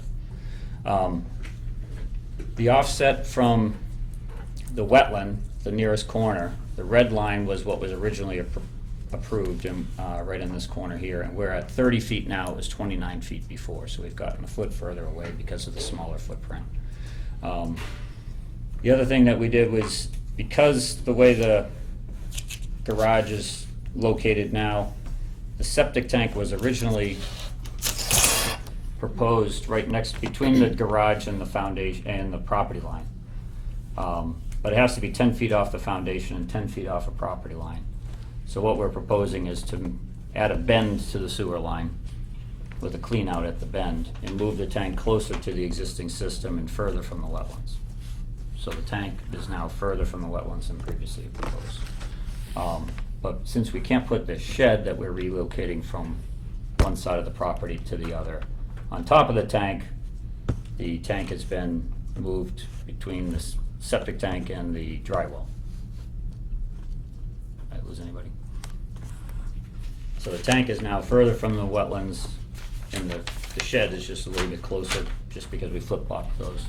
The other minor changes on the plan were just the drain lines running from the gutters to the dry wells, just with the new footprint. We revised those. And we added some information on sheet 2 of the plan, which is in regards to the Board of Health regarding the slope of the sewer pipe and the clean-out detail. So, in simple forms, we're asking for a de minimis change to the existing order rather than opening up an amended hearing or a hearing to amend the plan based on that. All the mitigation areas are staying the same as originally proposed, but we're reducing the impervious area by 11%. With this new. With this new plan, yes. So the only other change is really in regards to the septic tank, which again, we're moving it further from the wetlands, so that's positive. Sounds like a win-win. So it looks like the only thing getting Those closer never is the shed, and it's just going in the location that the septic tank would have been Correct. anyways. Correct. Yeah, the mitigation hasn't changed. Right, that's what I Right. was just saying. The mitigation and all the plantings that we agreed to hasn't changed at all. Yep. What's happening on this side of the house really isn't changing, it's just gotten pushed Bless further you. away. Sorry about that. And we're getting further off of this sideline over here. So, there was a covered porch, just as another aside, there was a covered porch originally proposed on this side of the building. That's gonna be open deck now and not covered. So, again, less impervious within the 50 to 100 foot buffer. So, All right. So, minor project modification, if that sounds. Sounds good. Yeah, I think that makes sense. I think we did a lot of deliberation Yeah. for this project, Yep. and I'm comfortable and looked through the documents, and there weren't Good. any surprises you didn't cover, so. Good. Make a motion to, accept this as a minor modification for the I'll project. second that. All those in favor? Aye. Thank you. A little bit. Made up for that. Well, we needed time for this next one. Oh, man. Those neighbors are such a pain. All right. We have to celebrate where we can, though. I'm with you. You know that Roundup, that award, that's being appealed. Forgot my legs. That's gonna get knocked down, Yeah. down to nothing. Going old school. Thing up, the lawsuit about that. But you know, Monsanto bailed it and sold the company to Bayer. That part. Try to be fairly quick with this one as well. Give them back, make him through that. Oh, this is, I know it's, yeah. Yep. A little summary for you down there.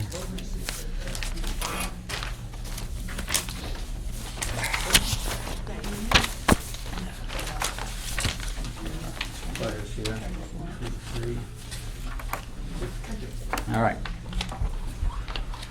So when I was here about a month ago, I took a lot of notes as to what concerns the commission and the general public, the abutters had directly. We went back and talked to our client. We kind of brainstormed a little bit. Obviously, his goal is to want to develop this property. The only current access to this property is from Crestview Road. We were originally pursuing to develop a lot with 2 houses or 2 new lots and have a shared driveway. So that was the plan that we originally had. And we had discussed offering 2.5 acres of land over in this general side of the north side of the property, which, as discussed with the commission, didn't seem really valuable to them because it was a good amount of wetlands and kind of cut off the access from Crestview Road to the town land in the back. So, with that, we went back to the client and talked about what other options we had The other concern that, so what we changed to is just developing one lot or one house. And what that does for us is the house that was developed over in this corner of the property, or the southern end of the property, required work within the 100-foot buffer zone of the wetland to the rear. It was creating impervious areas and a lot of disturbance just up gradient of all the neighbors down below them that we heard their concerns with water coming down because of the steep slopes. So Mr. Smith and us, we talked it over and we thought about just having one lot and then having a 2.56 acre piece of land here that borders the town land quite significantly here. It's 100% uplands. And then provide, where the pink is here, is an easement for foot traffic, if so desired, to get from Crestview to that land and then up into the town land and over to Boxborough Road. What that also did for us is, on this plan, we were having to swing this driveway back around fairly early because of the development of this property over here. Because we're eliminating that second lot over there, it allowed us to regrade the driveway in such a way that it's now at a 12% slope versus the 15% slope, because we were able to make it longer. This is in kind of a lighter shading is where the driveway was proposed. So we're extending it and then getting into an area of the property that doesn't have such steep slopes, and then come back up to the plateau at the top. So we've reduced the steep slopes from 15% down to 12%. We've widened the turn here at the bottom a little bit to make it a little bit easier for vehicles if they were to pass each other. Again, this is just serving one home now, so there's not going to be as many crisscrossing paths between vehicles as if it were shared. The soil testing that was performed over in this region for the sewage disposal system for the second lot could be utilized for the infiltration area for the impervious driveway, and to collect and direct it for infiltration to that area. We already know it perks there. We have all the soil data there as well. And it's a much smaller impact to the area grading wise than the sewage disposal system would be. With the new layout, we were also able to reconfigure the emergency vehicle turnaround. So again, keeping all the work outside of the buffer zone at the top of the hill. Again, the emergency vehicle turnaround was kind of straddling the 100 foot up in this corner. So again, we don't have all the drainage calculations ready, but I wanted to come tonight to give you the scope of where we're headed, with the idea of offering this piece of land as part of our public interest for the waiver needing to cross the wetland downhill here. And trying to minimize the amount of disturbance completely by eliminating the need of a second house and a second septic system that was quite significant in size. So in the end, I think we're heading to a better design that meets the interests of the town and the abutters. Again, stressing the part of not developing this side of the land where it would impact the people most importantly downhill of them. So again, we're still fine-tuning the drainage, but now that we have more room and less impervious, it should start working a little bit more smoothly now. We've reduced the grades to make the driveway safer. And the other part that is in your packet that, in talking to Amy the other day, she asked if I could put together a profile showing the driveway going up the hill. I know a couple of the members were stressing that if we're cutting into that hillside and we have shallow depth to groundwater, how much more impact is that groundwater seeking out into the driveway area? So with the revised grades, the way you read this profile, the road is here and the house site is at the top. So where we're coming in, this is the little dip is where it's crossing over the intermittent stream. Then we're filling in the lower part here where it has a real abrupt slope. So that's gonna have about 5 or 6 feet of fill. And then the 12% slope travels all the way to the top And we're able to keep it above existing grade, so we're not cutting into the hill. To a point where, at just one point, we're getting maybe just a foot or so into a cut in one small part of the driveway. So by looking at it a little bit longer and regrading the driveway, we're trying to minimize any impact into the groundwater because we're keeping the driveway above existing grade, the majority of the driveway. So that's where we're at right now. And our client has asked us to continue on and finalize this to a point where we can submit it to you for your decision. So I guess with that, I'll turn it back to the commission for any comments or questions. Is the house size the same? It's gonna be similar, yeah. I mean, he's got a little bit different footprint, but it's not a much bigger house than originally proposed, no. We were gonna have two houses up there, so Right. it's not gonna be one massive house that's twice as big. Right, that's what I was wondering. I'm with you, Carl. But again, that's, the client, you know, he's making an effort, I think. And what is that gray line that goes from, is that Here, the path? that's the walking path that Okay. exists now already from, I think it goes over this property here onto our property and kind of fizzles out over in this area. So again, I know it had been brought up numerous times is where's that path and the relationship where we are. So that's where it is, that light gray shape. So that physically probably would get moved, so it isn't in Well, it someone's might be there backyard. for this homeowner to access the town land. But yeah, near the house, it would be extinguished because it's Yeah. private property and people don't want to be And walking probably what would have to happen is a new one be made so that people up don't on have- this side of the wall. Yeah, so that, cause right now it's a well-worn path that people are just Right, people used think to. they can go. Yeah, And it's actually people are just crossing over used her to land. using it, and so if you Yeah. want that to go away, something new has to be forged, I think.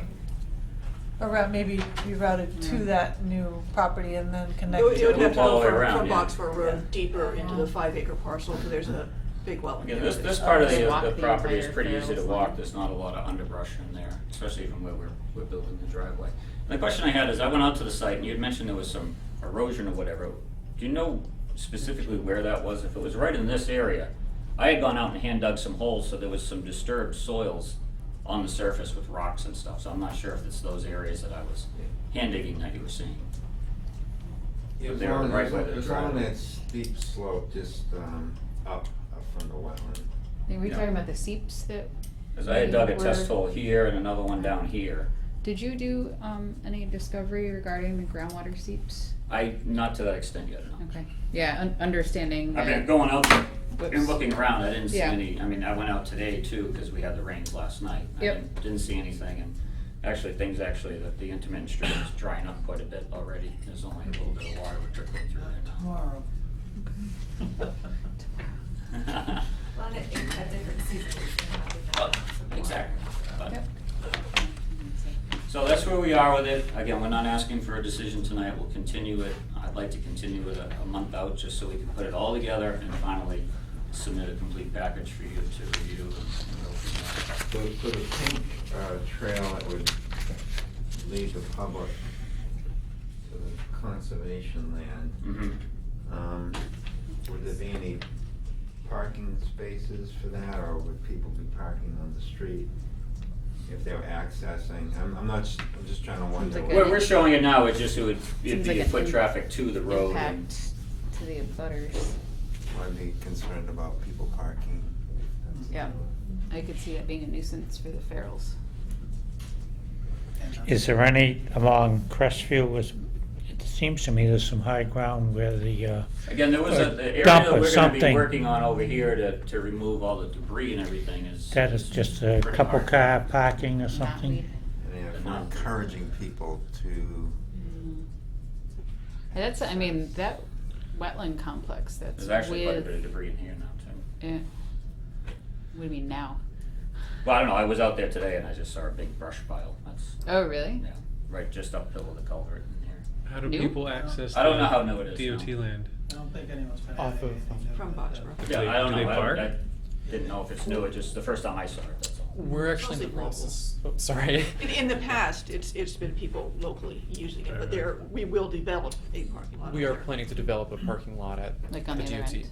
Yeah, on the, yeah. Yeah, it just seems like this wouldn't be. Where's the? You're gonna put a parking lot in? Across from Joyce Wayne. No, on the other side of townland. We don't want a parking Up lot. on Boxborough. Really? On Boxborough, that little. Again, That's what I'm saying. I'm not expecting a lot of traffic out here for the conservation land, just simply because it's a neighborhood. It's just offering the Yeah, people it's really that are close neighborhood by land. for them to access and go Right. up there. A lot of people already walk up there, So if there is an access point somewhere else that has Right. parking, all that, Yeah, people would be Boxborough. drawn that Right. way, I think it wouldn't Well, be as yeah, if you park up big on of an Boxborough, issue you can there. access the 5-acre parcel on the Joyce Yeah. Plains up to Newtown, so Right. it's both sides. And this just gets you out to the road for those that live nearby that Yeah, wanna get I- up and access that area. So will you be making a trail where that pink is? Is that the Well, plan? we're just proposing that it be an easement. Again, I don't wanna do any more disturbance in that area. If it's just foot traffic, it's not heavily vegetated in the sense of underbrush. I mean, I have just- something it's basically similar just- in my neighborhood. Stream Oh, you, you know too. Yeah. The easement. Yeah, there are these easements around for foot traffic that I've seen, and people don't park cars and pile. We don't want vehicles up in there, cause. That's a, No. that's, yeah, that's. It's the same thing. Same thing, and we hardly see anybody parking there. Never It's seen- mainly just neighborhood people, right? Yeah. Accessing. Probably be the same thing, it would sort of just be neighborhood people using the access. Right, and again, if there's a parking area up in Boxborough and they make the loop around. But if it is if it does lead to if we take the easement, it does lead to conservation land, we would have to maintain it. Maintain what? The path. path. Oh, you wouldn't have to. Yeah. No, it's Yeah, but just- you'd want to, if it, No. I mean, I would think that you'd want to if it Well, the leads to path, conservation. the path land. would cross stream and wetlands too. Well, so they'd have to have boardwalks. Well- and Well, this is whatever. right where Yeah, the the culvert crossing is. of Eagle That's Scout what I'm project. saying, if that's what we're leading people to. Right. we No, have to no, I think of- know. No, I That crossing understand that. is below the stream, right, below the culvert? It's basically right on top of the culvert, Yeah. so. So there's no stream crossing. Or Again, there, with by or there foot, already you is can one. hop, skip, and jump right there. I mean, it's Okay. not like you're right on top of the head wall, so. Again, just we're, Yeah. It's I- it's a nice. Do the neighbors have any concerns with this? Well, I know you may have concerns, but Here, I'll scoot back for to a this, second. Give you some space. No, I'm sorry. is there any objection, or do you have concerns about this design? Well, yes, I think that it's a great improvement drainage-wise for the McClories, the Knolls, and potentially the Songs. I think it's not much better for the wetland. I don't think it's any better for the Farrells at all. Who's the Farrell? I forget. That's- Oh, They okay. have the Yeah. funky shape. Of course, That's Yeah. it. It's a little bit better because they put in this Um, storm catch thing. Right, I'm still visualizing 3 feet of snow on that drive and knowing it's gonna get built up somewhere along the way and probably with salt in it and with sand in it. Into the wetlands. And it's got nowhere to go but the wetlands.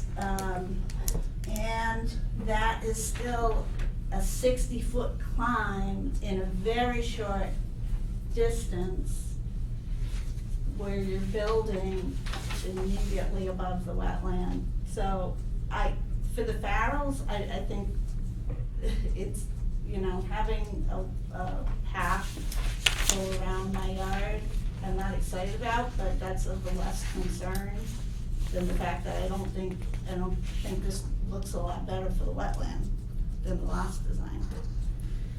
I think they improved a little on the top, but the same issue that we've talked about right from day one, is we've still got a road for the water to come down off the hill and.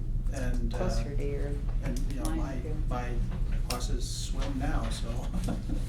And then like, as Jackie said, where are they gonna put the snow? I mean, there are some improvements, they put the catch basin, they're trying, and we're recognizing that, but there are certain fundamental issues that I'm not sure how they're gonna get around. Yeah. again, this, if I may, this stormwater analysis that we have to prepare, the whole idea is that the water as it currently now is coming off that hill naturally. Okay, there's pre-measurements for that, and then post-construction measurements that we provide. And we have to be better than what it is pre-existing. So again, our design of stormwater is to slow the water down before it gets to the wetland, and it currently goes there now, based on speed. And the idea is to collect it and infiltrate it and recharge it. So in the end, our design will help the Farrells because it's gonna have less water coming to the Farrells, because we're gonna be collecting it, redirecting it, recharging it, and cleaning it before it gets into the groundwater and before it gets to your wetland, than it currently does today. So again, and those standards are all established already by the state, and we have to meet those standards. So that will be our final report that we submit, is to, again, we have to do that to protect everybody downhill. So you're talking about filtering out the salt and the sand and all of that? Again, the infiltration system is to collect all that, recharge it before it gets back into the groundwater. And is that something that has to be maintained? Like filters have to be replaced and? Again, this will be, we're steering towards subsurface infiltration, meaning not just an open basin or something, but something that gets into a chamber of some sorts underground, where it's gonna have grass on top of it.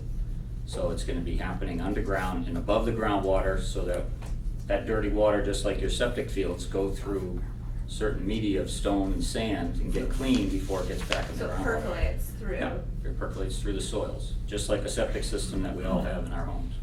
But it eventually will build up, right? I mean, because that's a lot of salt through the years.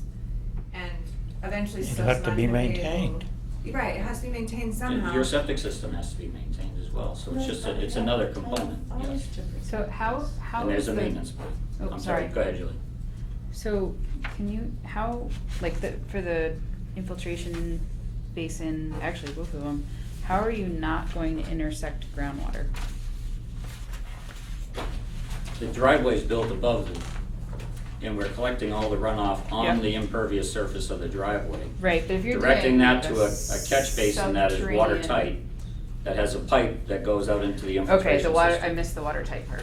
Yeah. Okay, so it's water, so it might intersect the groundwater, it's just watertight and your discharge is. The structure itself might, the bottom of it might be in groundwater, just like That's- maybe a septic tank. Okay, that's- But it's not infiltrating out of that structure, it's just, what happens, the water goes into that structure and the silt, that settles, and just the dirty water goes out to the leaching system, so then that catch basin can then be cleaned out, just like they do in the roads.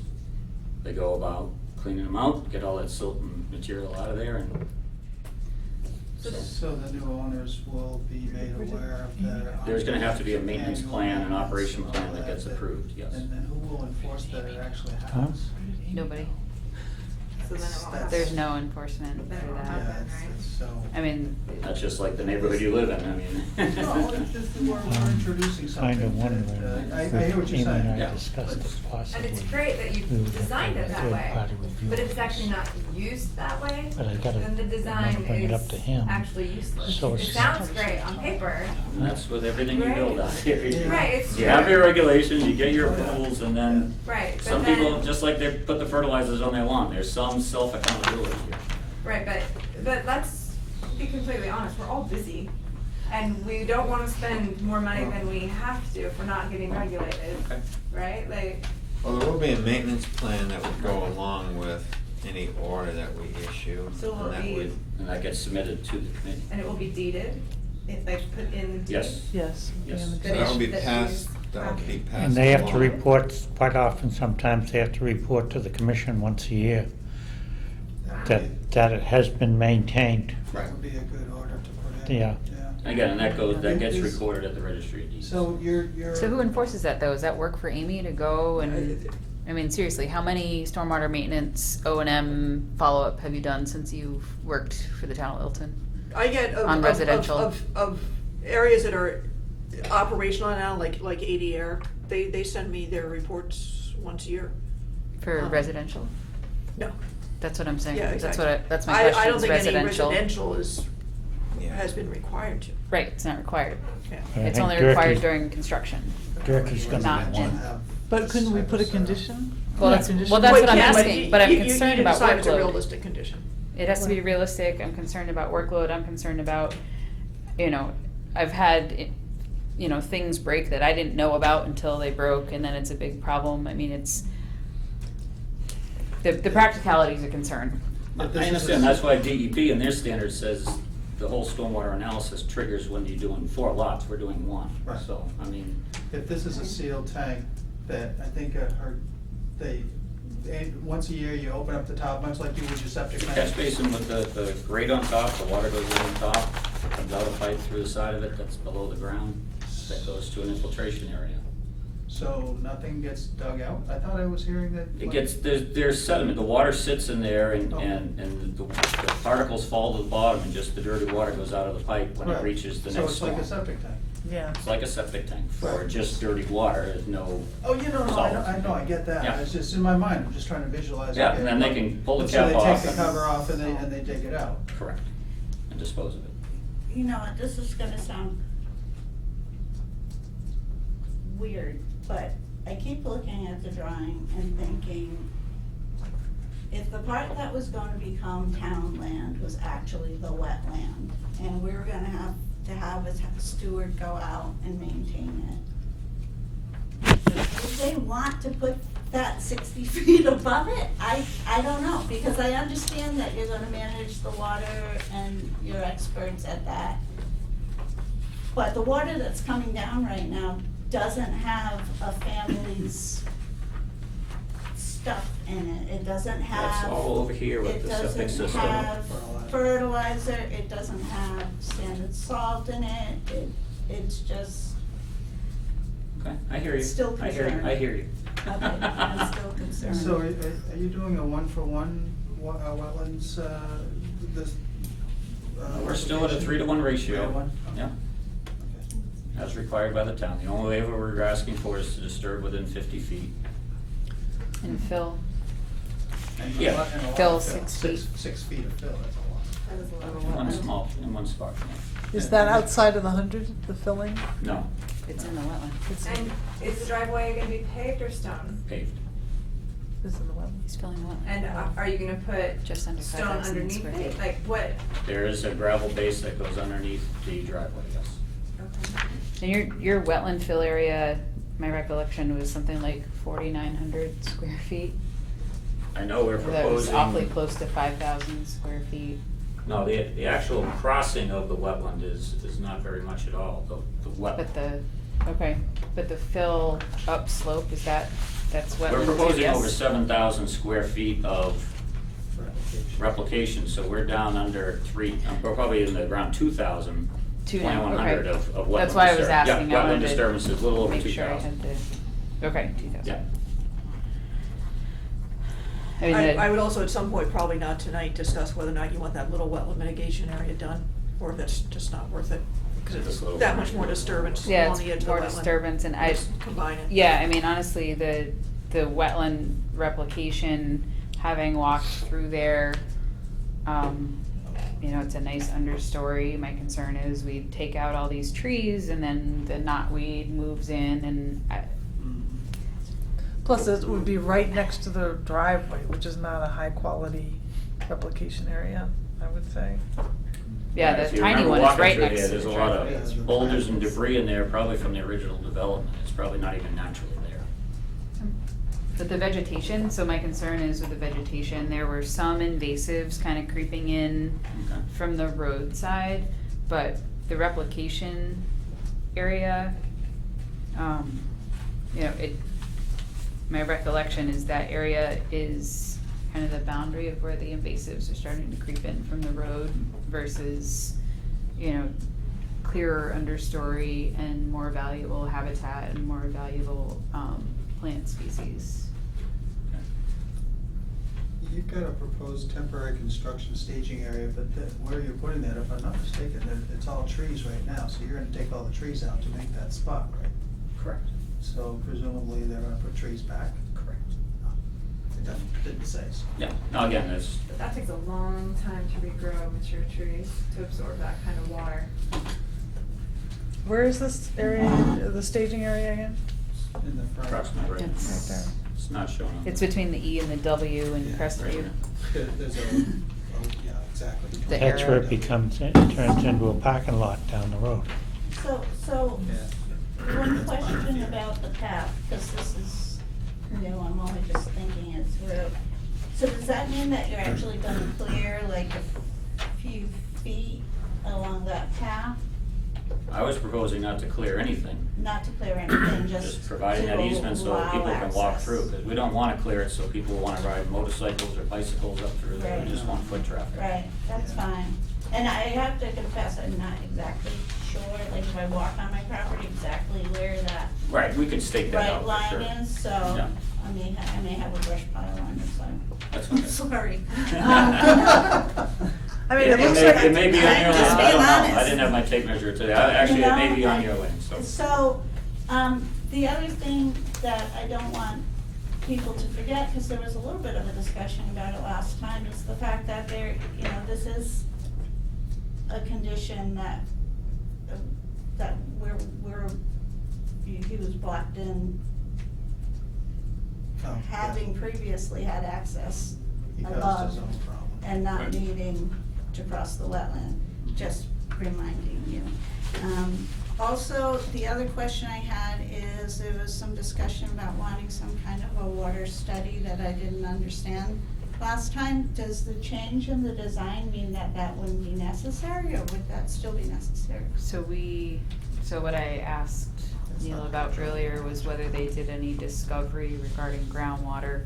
I mean, the redesign helps. I don't think it makes it completely unnecessary, because if we have groundwater seeps at the surface, it doesn't matter if you cut in or not, it's already at the surface. And so, I'm also understanding of, I think, the situation of the team not wanting to overspend dollars if they don't think this project's gonna pass either, but I really would need a lot more information, especially where the driveway is, about groundwater seeps,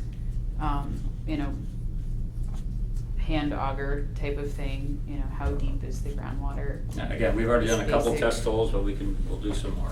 Right, Just hand dug holes, we're not in there with equipment. yeah, no, not equipment. Just letting them know. Oh, yeah, I mean, Augers and it's- shovels, that's all. I think, the three of us were out separately, and all three of us saw evidence of seeps. And so, if there's a seep, it's at the surface, as you know, it's not Sure. below the surface, and so more. In this direct area, or was it more over this way? It was just kind of along the slope where the, Steep slope? yeah, Okay. where basically where you get a break and slope is usually where you get your seeps. Okay. And so we really would need more information and more discovery. I think changing the grade of the driveway is a positive thing. 15 versus 12, those are still both very steep. I also, I know you haven't been directed to prepare the stormwater calculations, because I understand that's a big undertaking. Right, because it's all based on the Right. entire project, all. But I do wanna note that the driveway, there's now more driveway directly abutting the Farrells than there was before. Okay.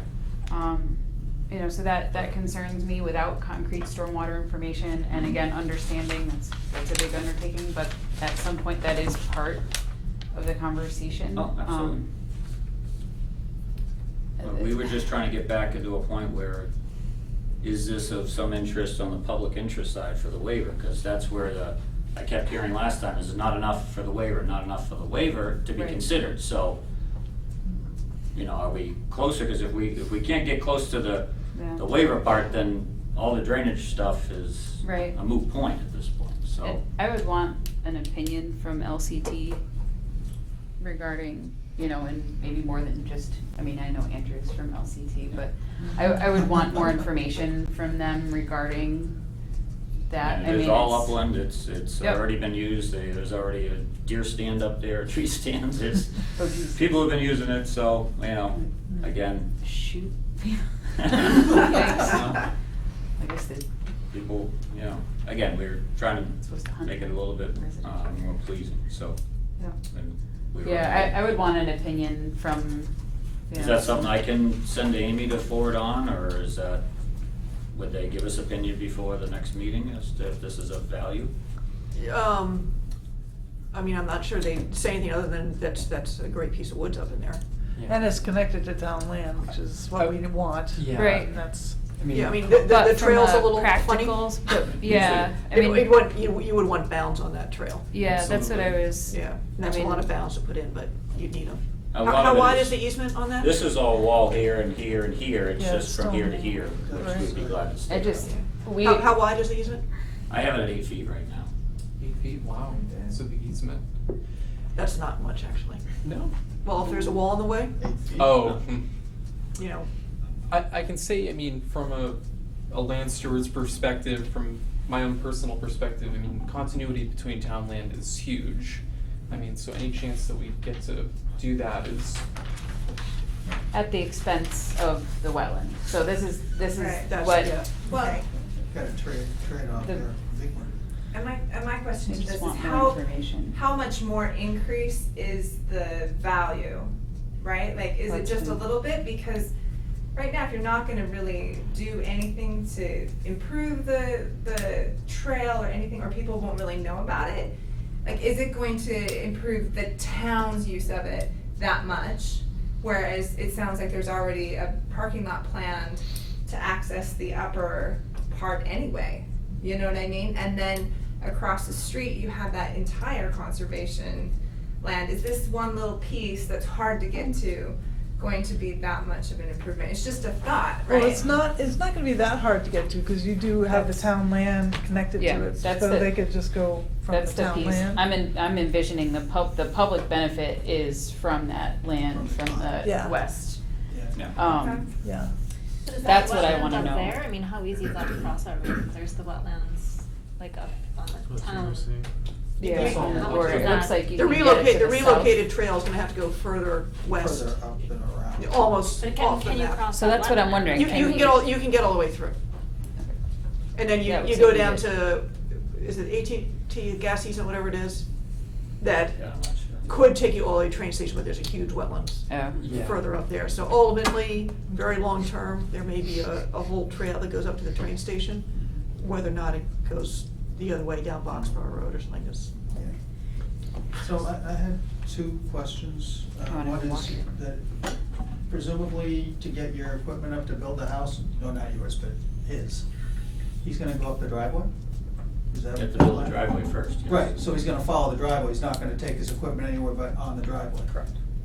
And then the other question, actually, Mr. Pickard made me think of it, is there anything to stop the new owners to say, that's really steep in the winter, I can't get up there, I'm gonna put my own little driveway down the bottom, my own little parking spot. Yeah, they're in the wetlands. They're in the wetlands and the I buffer. know, I know Right. 10 and It's called the 12% hike. sounds really steep, but if we went and showed you a 10 or a 12% slope driveway, you would be surprised it's not as steep as it sounds.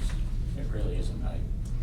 We've designed a few of them, it's a very common slope for a driveway, a maximum slope of a driveway. Again, 15 is the cutoff really engineering wise, but 12 and under is a standard for most towns. I think Lunenburg is 12%, I know Ashby is around 12 or 14%, so. I've got two driveways, and one of them, I don't know what the slope is, you've seen it. I'm envisioning that it's probably similar to what you're planning to put it in the winter. I have a hard time getting up that driveway, Okay. so. Actually, Thankfully, I have a might flat be one on the better top, from so. park at the bottom. Mine is pretty steep too. I know you didn't design mine, but mine's very steep, and we have to make sure that we have very good tires on our cars. Exactly, yeah. To access it, and yeah, it's not easy. Okay. Well, I don't wanna take up all your time tonight, so if I may, we'll continue it. Jamie? Meeting late in July. About a third-party review. I think we had discussed a third-party review before for the drainage. We don't have to sit out yet. Neil, is it okay if we still, I'd like to walk from the town land over to that side? Do we still have access Yeah. to go walk on? Okay, I just wanted to Could check, you- 'cause I haven't been up there in a while. Could you stake out the proposed trail, the easement? This part here? Just goes along the Yeah, wall. cause then once you get to this point, it's wall. It's all so- wall. Oh, okay, it's all wall. So it's that first And it's 200 not feet. level. I mean, No. if you walk the far side of my wall, you're. Yeah. It's It's a- How soon are you gonna be out It's a there hill. to see that? Cause I gotta coordinate when to get that in there. Okay. because it's. 8 o'clock tomorrow morning? No, I was just thinking I would go, like, walk up. I got my on- headlights. Yeah, yep, right. I was thinking of just like walking up on the weekend or something. Again, you can get a pretty good feel as that, I can leave you this color print if you want. The head wall is right here, and then you can see the stone wall up this way, so it's pretty much a straight shot from the head wall to the stone wall at the top, so. Yeah. No, I'm familiar with the pink line area. I'm more interested in from the town property in, which maybe some. Yeah, or if you drive up bush Foxborough and just pull off the side of whacking. the road. Yeah. Where Joyce Williams did a lot of the clearing, Yep. that's still private property, but you can see the entrance to the trail that ends up on this property. Yeah, so that's, I feel like I need more quantitative information. Yeah. Because this is a huge impact. That trail in the top, would they be replacing that, or would that be up to the town to replace that? Because it's on their property. Yeah, that's not there. That's, the town would need to replace the land on town land. You know, the trail got worn at some point. Sure, yeah. And whatever. I think when we got gotta the bring funding of the this- parcel, we knew that trail had to go. Yeah, we kind Yeah. of beat this to death for the time being. Yeah. I do have a quick question. So it sounds like there's a development that's proposed up on Foxborough, and then this parking lot that's gonna go in, right? First I heard that. Someone told me that Janet's land, part of it will be developed at some point. Is that true? Who's Oh, land? well, yes. Her Janet?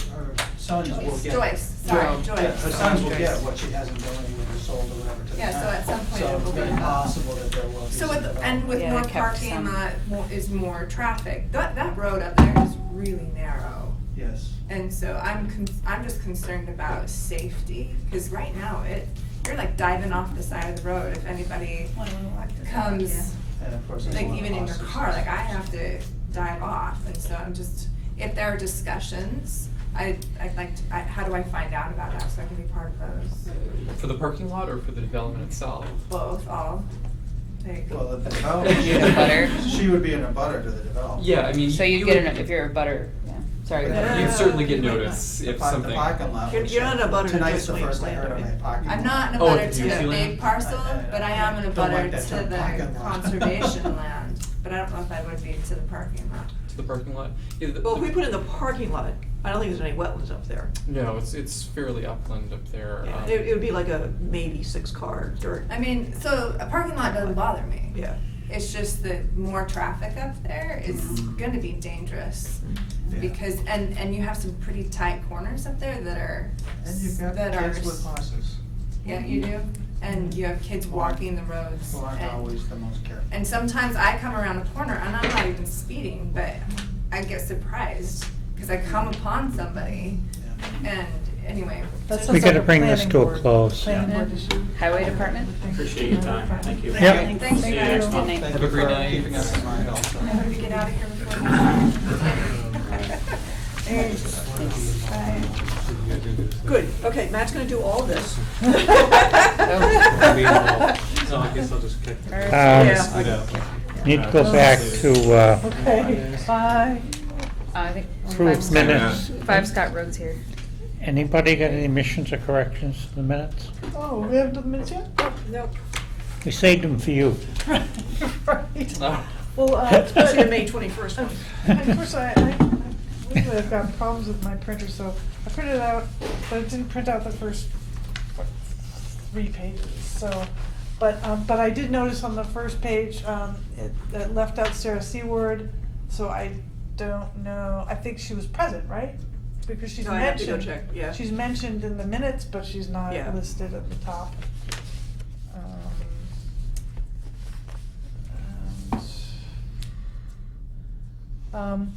Okay, then I'm gonna skip to page 5 since we have the other. And.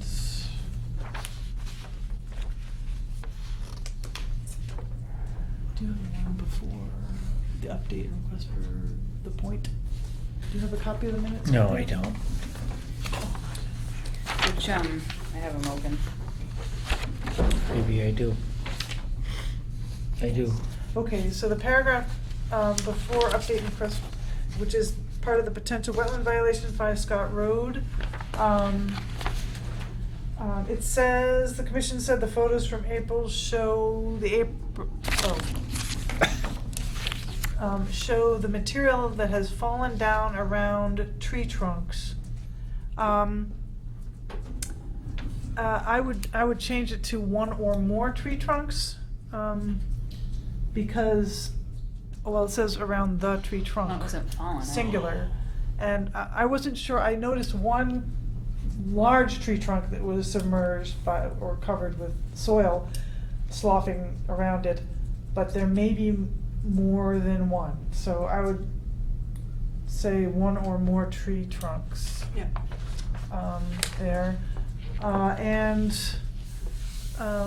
in that same discussion, it says, near the end of that discussion, it says the commission also said the owner needs to renaturalize, and the partially buried tree is going to be filled. I would like to change that to the partially buried tree is going to be uncovered, correct? Yep. Yeah, We don't I want had it to be that too. filled. Okay. It was gonna be investigated. He's getting the arborist out there. Yeah, I Yeah, but he remember said he that. would I remember remove that. the soil from around it, right? No, Yes. you're gonna have them check it, have an arborist. The arborist No, we check said it, right. remove, well, we said remove that soil as soon as possible, because the tree was gonna get the arborist. And he was gonna consult an arborist, yeah. Yeah.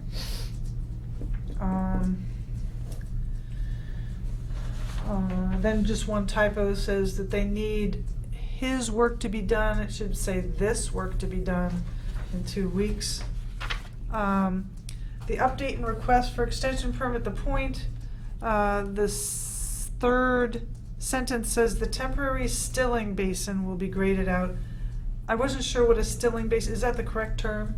A stilling basin? Or was it- settling basin, or, Yeah. he was calling it a stilling basin, so that's just. Oh, he the was, word I okay. used. I wasn't familiar with that term, but if it is a correct term for a settling basin, then use stilling, but I would suggest settling.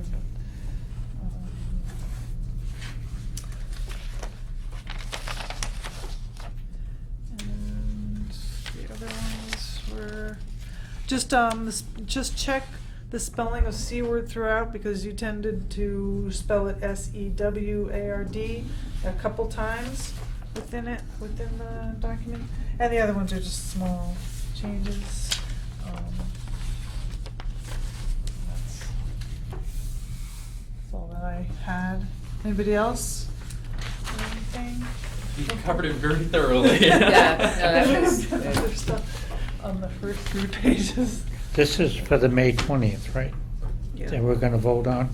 I also thought, going back to that this work needed to be done in 2 weeks, I thought we said he needed to have a plan. I mean, this is going back 2 meetings ago, and it wasn't that, like, all the work didn't need to be complete. It was a plan to complete the work and, like, the couple of things that we mentioned. I feel like this sentence makes it sound like, you know, and if someone's looking back on this and then, you know, it just, the way it reads, you know, I think we said we needed to see some progress. So maybe we can update the language more to that effect. Actually, it was mid-July, the second July meeting, I was gonna have a full plan ready. For this meeting, I was going to have the results of the arborist visit. Right, and so this is this is 2 meetings ago, the May 21st meeting, and so that was the first time we had seen you in many months, and so we, I don't know if that's appropriate to discuss the minutes with the subject, but when I read this, it makes it sound like, you know, you have to have all the work done, and we named things that weren't realistic to actually have done in 2 weeks. So I guess that's my concern. Right, okay, I get it.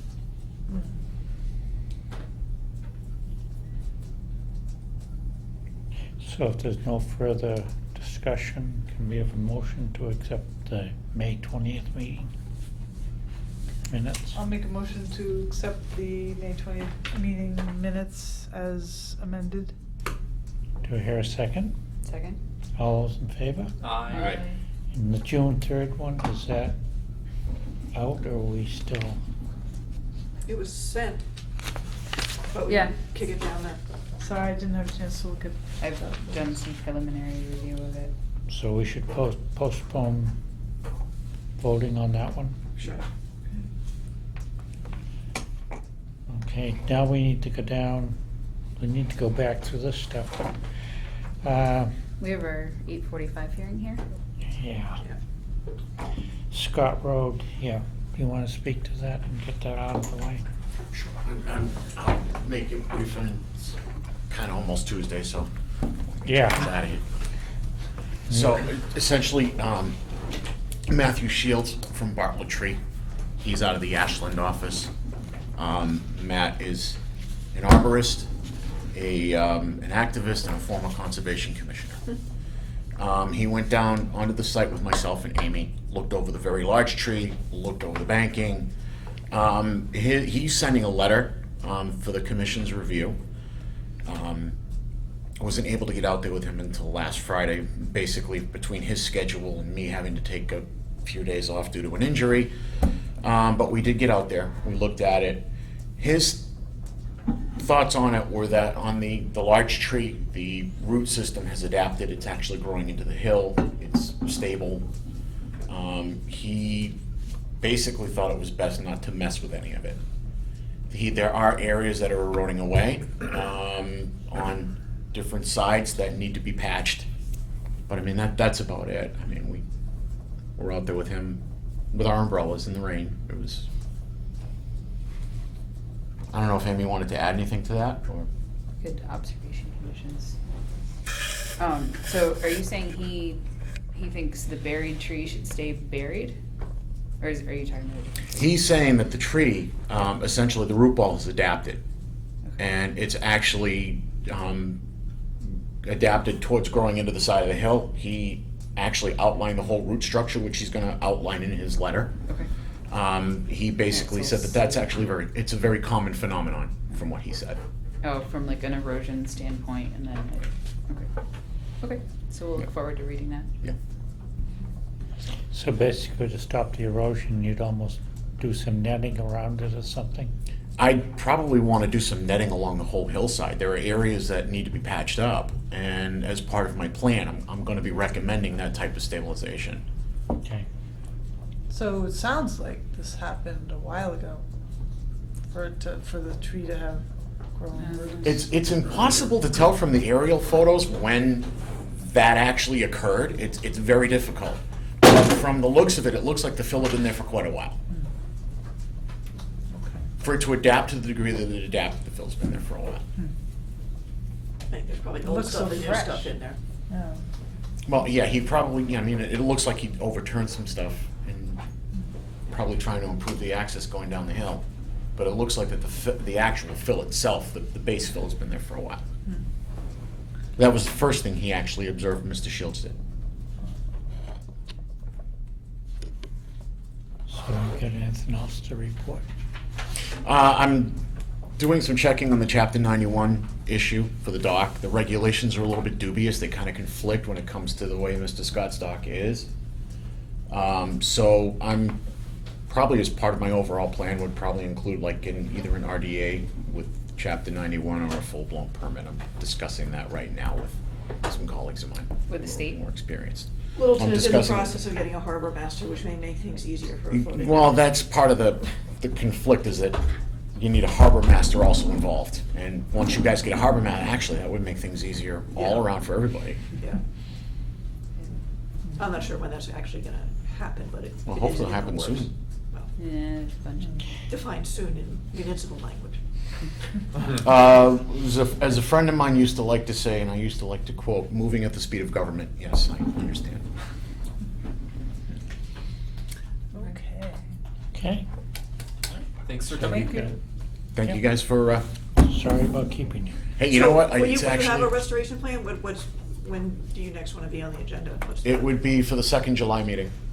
So July 22nd or something, I think it is? Would it be the 22nd? 22nd. July It's 8th and Monday. July 22nd. Oh, okay. Well, then we'll do the 22nd is 22nd. the Monday. Okay. Yep, I'll have everything in before that, so you guys can review it prior to the meetings and ask questions and all that, so. Okay, continued discussion of Moore Lane. You got anything there? They hadn't been able to fully complete and get me and Greg out there at the same time. So I said it wasn't worth him coming in. They made great advances and they responded very quickly, so they'll come in July 8th. Okay. And now I guess we're up to the Taylor Street. Continued public hearing notice of intent 225 Taylor Street, R10 lots 3, 6, and 7, Mass DEP, file number 204-880, construction of a 3-story office building, affiliated work and wastewater treatment facility. Wait, there's three-story office buildings, right? Correct. Three. Also heard about apartments. Interesting.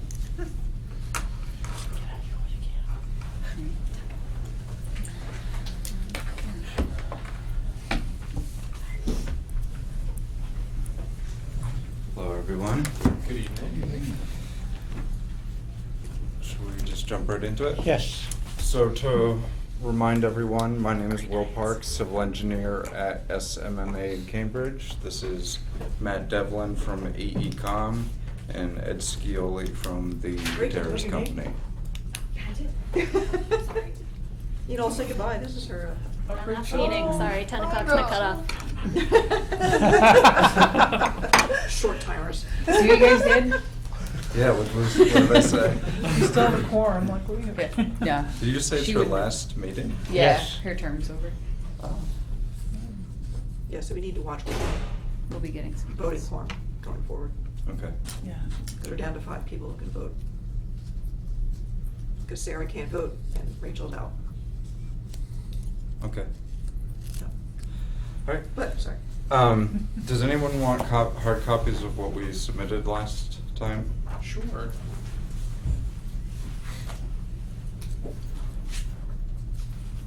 I'm kind of curious. I guess Mr. Gutierrez, are you representing Sweeney or do you own it outright? We own it outright, so, So is Sarah here or no? No. Just pass that to Anna, please. Thank you. Amy, would you like a copy? Or do you? I would love a copy. He wants all the copies. Paper. Did you get one? Thank you. So, we heard the feedback at the last hearing that you wanted us to get in touch with the planning board to see if the requirement for the main entrance being at the existing Foster and Taylor Street intersection, if that requirement was still valid for the project on the basis of public safety, in the interest of the surrounding residents, and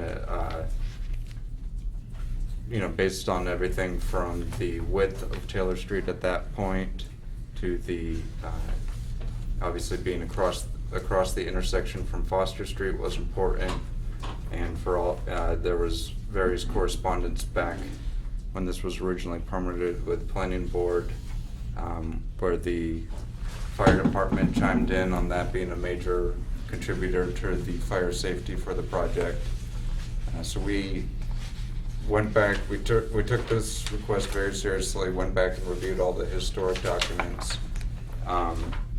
compiled what we thought was the highlights of it, and sent a summary email to the planning board and the chairman, Mr. Mark Montanari. And he replied back, agreeing that the requirement for this main access drive at the Foster Street intersection was still a requirement of the project. So we feel that this has satisfied that requirement. We feel like we've presented a very thoughtful design for this greatly reduced wetland impact. It's gone from a nearly 5,000 square feet of fill to roughly 600 square feet of alteration, providing a 3-sided open bottom box culvert. Matt, we submitted materials. Matt observed the area in the field. He can speak about it in a moment, but fairly insubstantial trees in that location. This is an area of the site where, hundreds of thousands of square feet of wetlands on the site, and this is a far reach of one little finger that's in, I'll say, a less desirable area of the site. So we feel like we've demonstrated that this meets the intent of the bylaw, that we've made every effort to minimize disturbance. We've reviewed alternatives. We presented that at the last hearing. So what we've based everything on in this package and on the boards here is the layout number 2, which is our preferred, what we're calling our preferred alternative. So we're hopeful that this information is satisfactory and we can move the dialogue forward to the more technical aspects of the project. So any questions in that regard before we talk about the other items submitted? Well, thank you for your research into the necessity for the crossing. That is very helpful. It's also helpful and appreciated using a 3-sided box culvert and a naturalized bottom, which is much improved over the previous design. And let's see, if you could walk us through the new design, the differences between the old and the new. Yeah. Well, let's focus on the new one because, let's be honest, the old one was not very desirable. I think it was a 24-inch diameter CMP culvert. What we've presented here in the 11 by 17 at the back of your packets is what this board is. This is, sorry for the complex line types here. We're looking forward to simplifying this with a conformance set with the grading for the actual project. So the dark lines is the old alignment, the old wetland replication for the very large wetland fill. The red is the new alignment where it crosses the narrowest part of this wetland finger and has the smallest amount of disturbance. We have retaining walls here along the 50-foot no disturb, and here are the wings of the 3-sided box culvert. And then there's some grading here too, also in green. So when we get to the conformance set, we'll clean this all up so it's just the proposed. Anyway, to answer your question, so what we proposed is a product by Contech, which is kind of the leading manufacturer of these 3-sided open bottom culverts. Gutierrez uses them on many of their projects. They install very easily, minimum disturbance. The kind of guidelines that Matt has recommended for us and we've tried to implement, it's a Contech O-span product. So the wetland itself is only about 16, 17 feet in length, in width at this crossing. Matt recommended that the footings be 3 feet clear of the edge. So these, here's the wetland crossing. We don't even disturb the wetland itself. Obviously, unfortunately, I have to cut the trees, which Matt can talk about. He did a tree inventory. But the footings will be dropped in right here on a crushed stone base. The 3-sided box culvert gets dropped in sections, and then the retaining wall wings get built up with the road and the other retaining walls. So the actual wetland itself does not get disturbed. So 17-foot crossing roughly, 3 feet on either side, so it's the O-426 model. The 26 is the span width, 3 feet longer than the wetland wider than the wetland on each side, and the clear height is 6 feet. So wildlife can comfortably walk through it unless, like we discussed, it's a very mature moose or something. But he or she will find their way. And the total opening is about 117 square feet. And I mean, drainage is not a concern here. We've gone out and observed it numerous times. Matt most recently observed it this May, and well, do you wanna- flow had stopped within the small stream channel, and we were out there with that bank of the stream. Which is right here. No flow in this in May.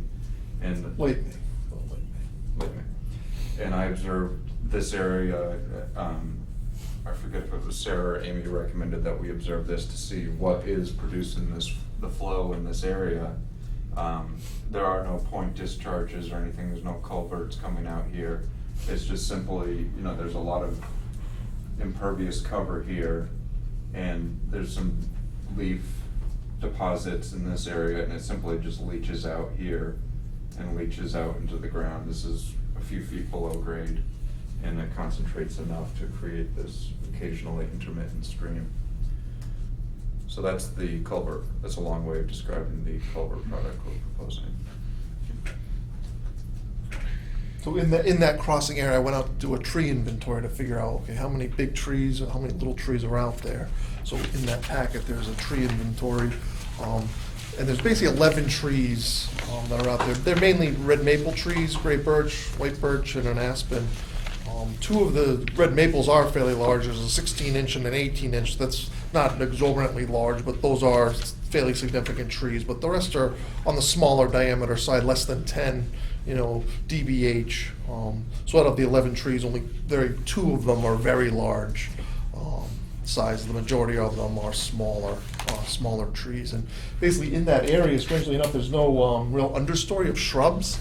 It's basically herbaceous vegetation, sensitive fern, cinnamon fern, a lot of poison ivy. There's also woody vines of bittersweet. And so with the spanning of the wetland crossing, that herbaceous plant community is going to still survive and continue to function as a wetland. So even though we're cutting down the trees, we're kind of converting from a forested wetland to an emergent wetland in that area. Matt, since you have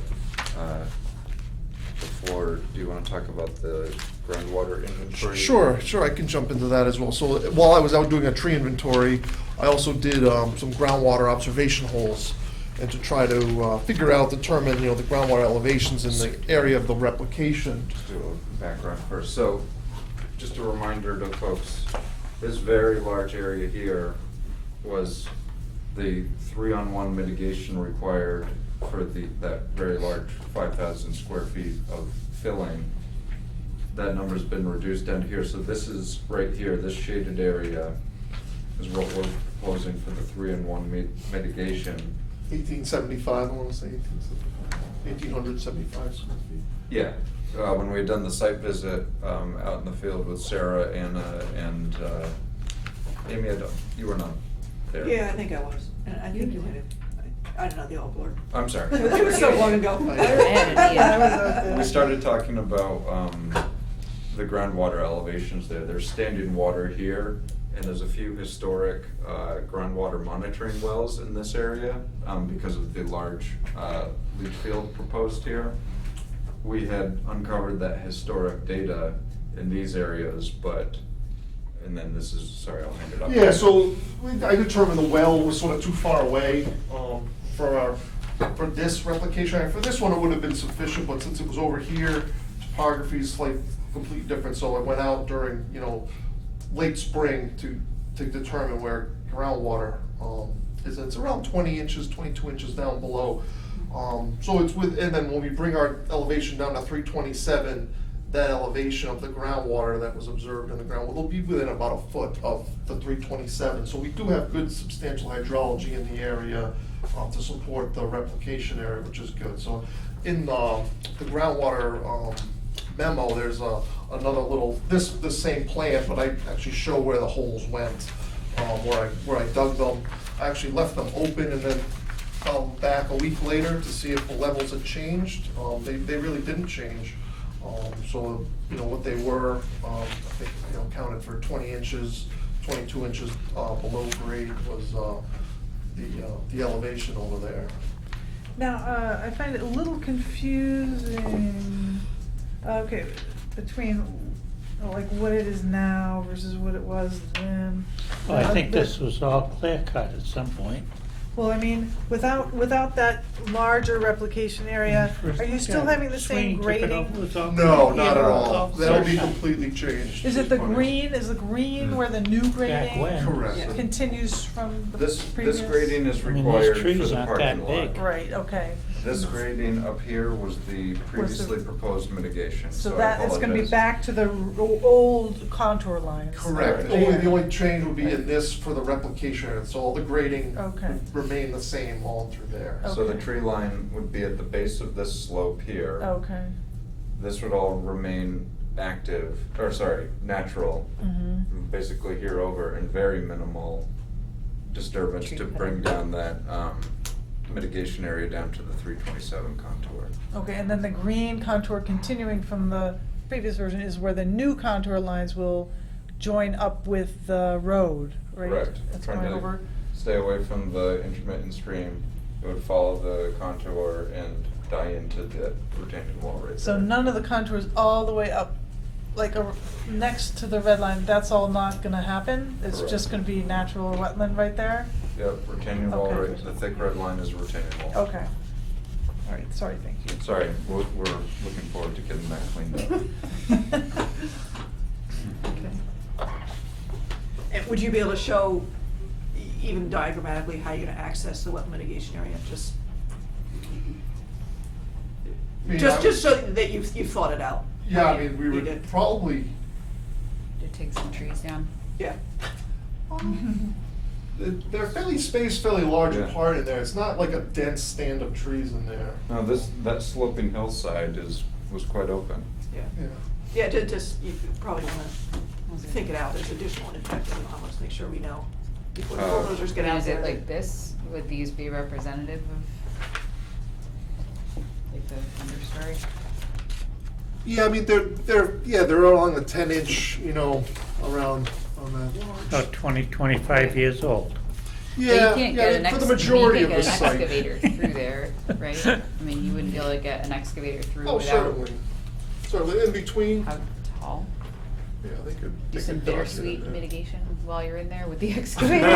That won't be in your way. Yeah. Well, we can certainly look into the access that would be needed within the no Yeah. disturb zone, and then what's gonna be, what that entails. We weren't there yet, so at that time, we were first trying to see, are you amendable to the crossing? That was sort of the first step here. And we wanted to proactively test the groundwater because it's very seasonal and this Yeah, is we the didn't want to ideal miss the time to window this test. spring to figure that out, so. We didn't. A proactive approach on that, to get out there now to take a look at it. Testing Very wet groundwater in spring. August is not. Well, actually, May was actually lower than normal. So we did have a wet April, but actually, believe it or not, May was lower than normal. So it rained a lot of days, but the volume of the rain, there wasn't a lot of big storms. So what I did was I used the Littleton Water Department as one of 150 stations, DCR water stations in the state. And so I just took a quick look, to see, and so they have their graph, and you'll see April is above the normal, but May was actually less than the normal. And the month prior, the March, was below the normal as well. So if you measure it in May, Yeah, May 28th was the precipitation original from down April there. would have been present in the groundwater, would have been reflected in It the may, groundwater still. it's a month later though, I mean, that's. Groundwater moves pretty slowly. Yeah, but I was only in the first couple feet, Yeah, so. but it dries up. It's official. been drying up, even It's though we've official. been getting the rains. It's still drying up. And there's standing water. Yeah, certainly, right there's there. standing water in that wetland. Yeah. Yeah. So that's. Okay.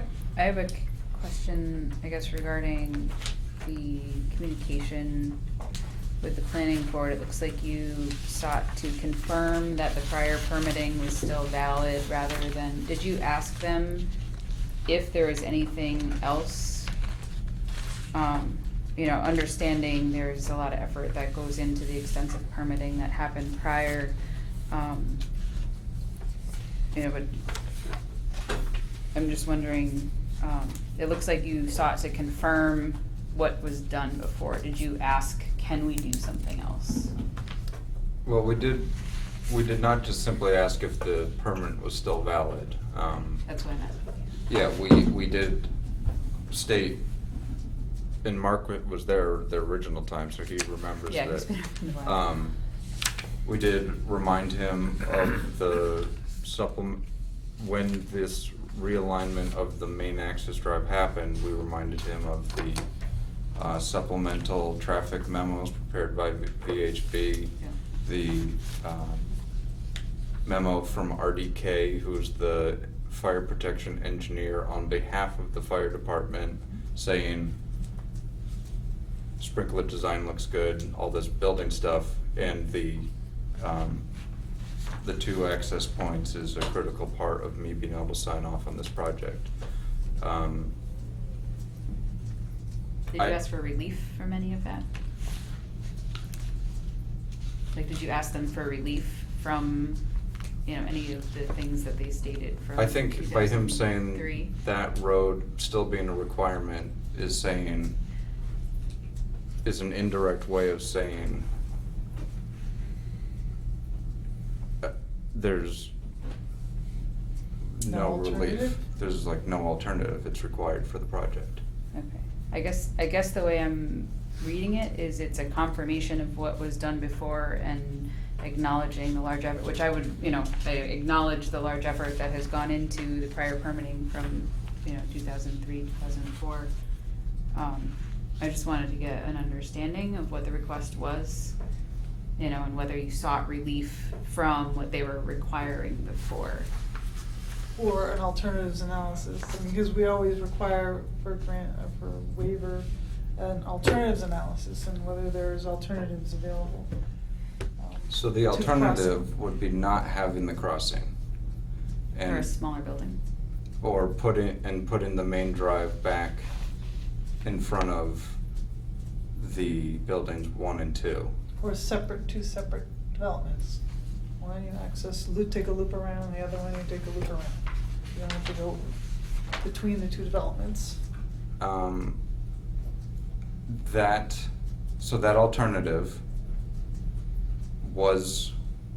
alternative was analyzed back then, and we dug it up, and we all agreed that this is the significantly preferred alternative for public safety.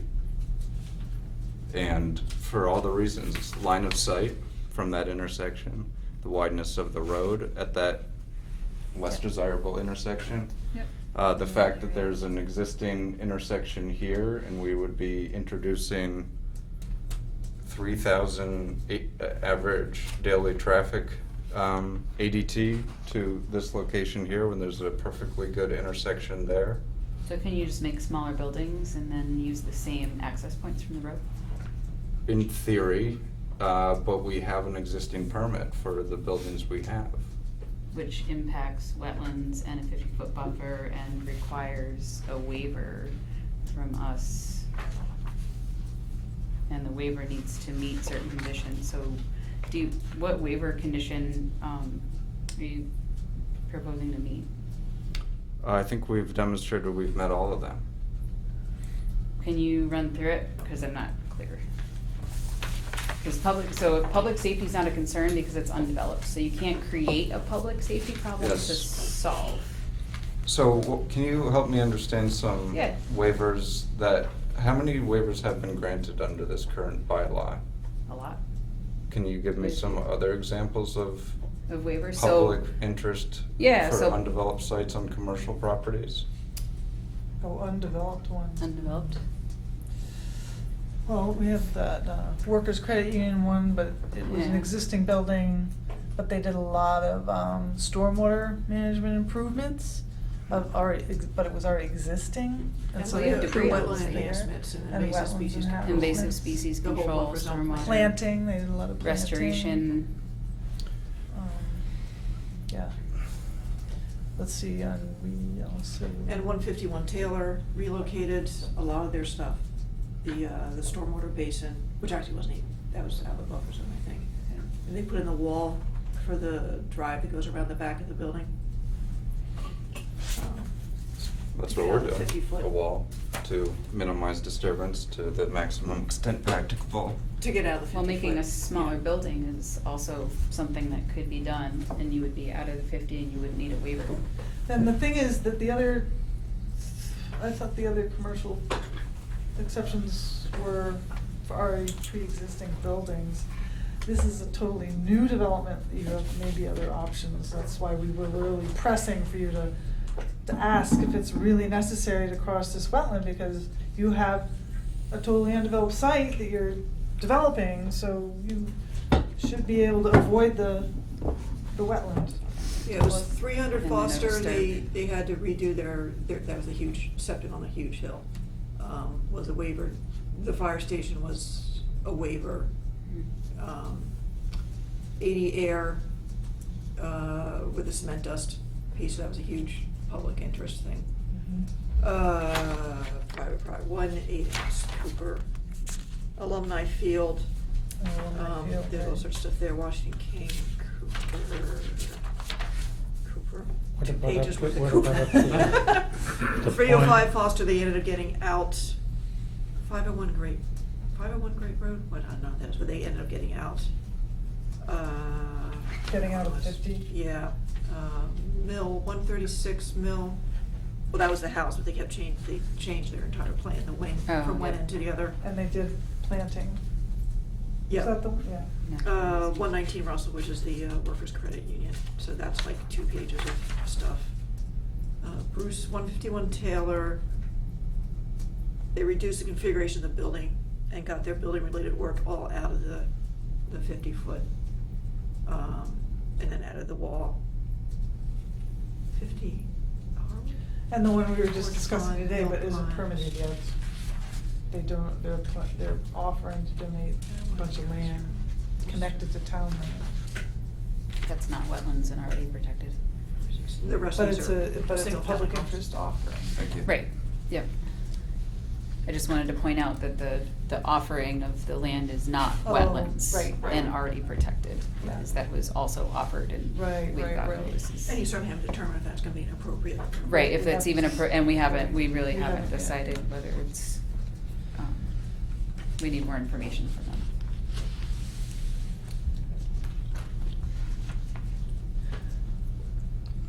So, sounds like a lot of those things we have proposed,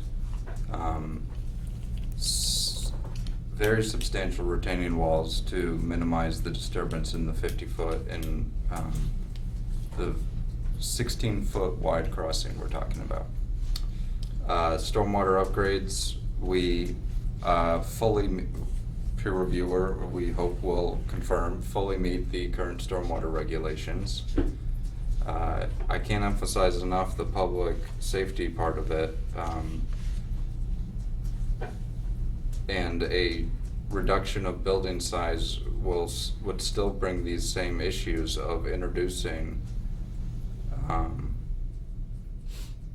3,000 cars or a reduction of those to an area of the site and Taylor Street that should not be receiving that many cars. There's economic development reasons, which is not the purview of this group, but very significant public benefit that the Gutierrez Company has been investing in for 2 decades now and hopes to continue to do.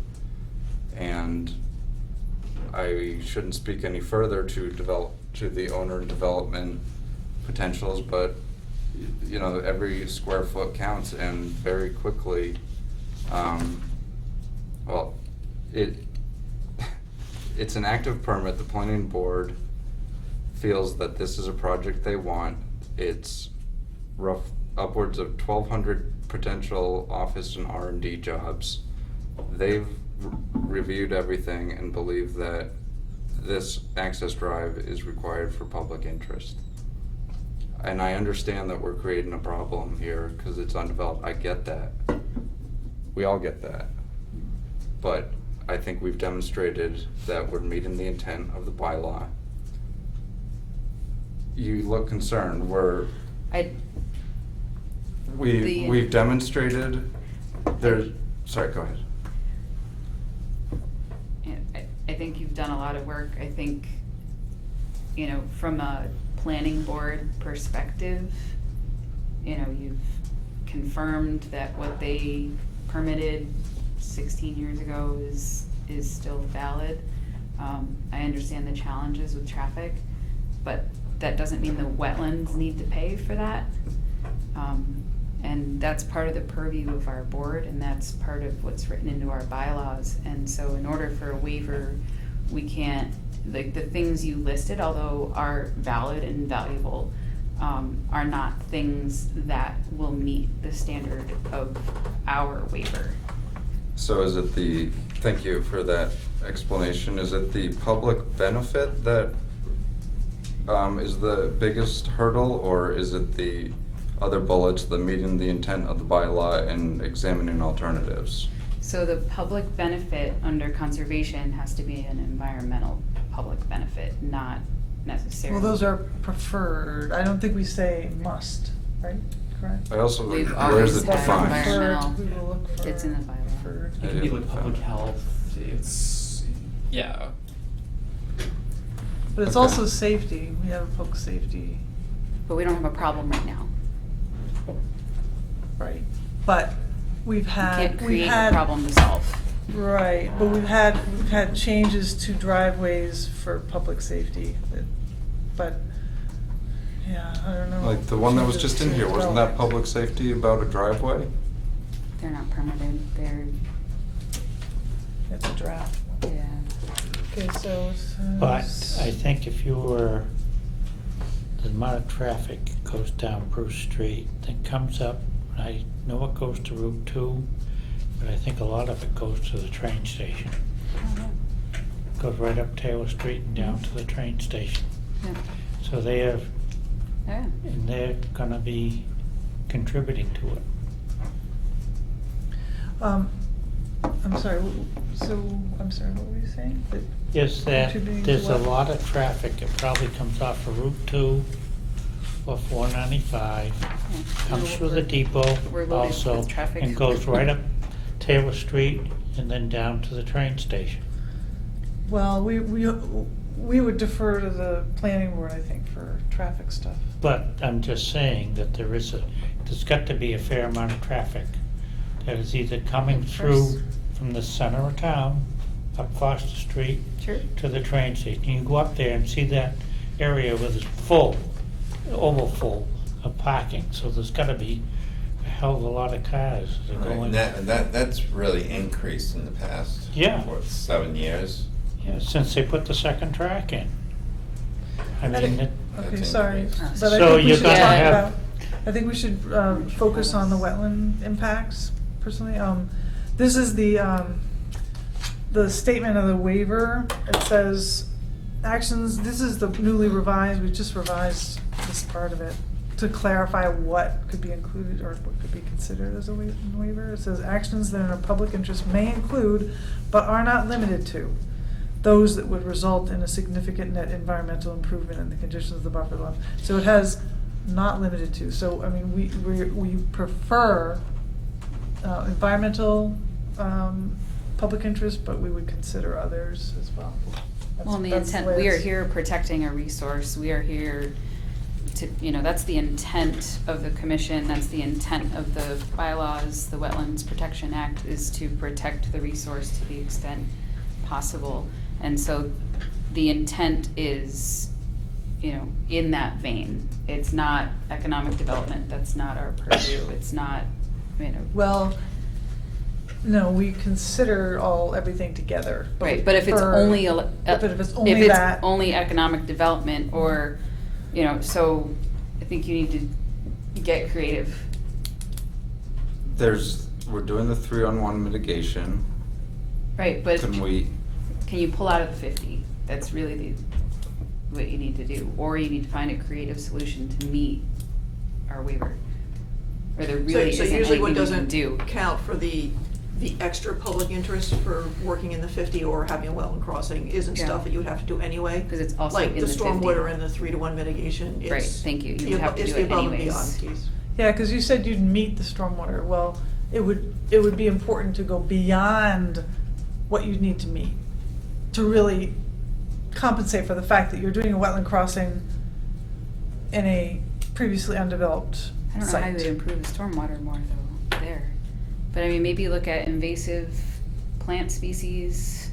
I think you abut It Route could be 2. I operational mean, things of how the campus is maintained and run in terms of lawns or Yeah, or energy rain gardens usage. or something along those lack of lines too. lawns. We just had a presentation about slurries. Well, And Carbon. Crestview is a little bit different because that also is potentially a taking issue. And it's If access is residential. not allowed across the wetland. So that kind of goes back to the Well, wetland except that they crossing. box themselves in. Well, that's why it hasn't been dissolved yet, but. But the bottom line is you had 20 years to do something about this before you get sucked into this problem. I think you need to get creative because what you say, it's you know, you've obviously given this a lot of solid thought. You guys have done a lot of work on it. You know, the things you have written are positive things about if you're going to develop and if you have to impact a resource. Our position is you don't have to impact the resource, or if you choose to impact the resource because you can't redesign and still use the same access points or somehow make it work out from an economic basis, you know, you need a waiver from us, and we're telling you what you need to do to meet a waiver.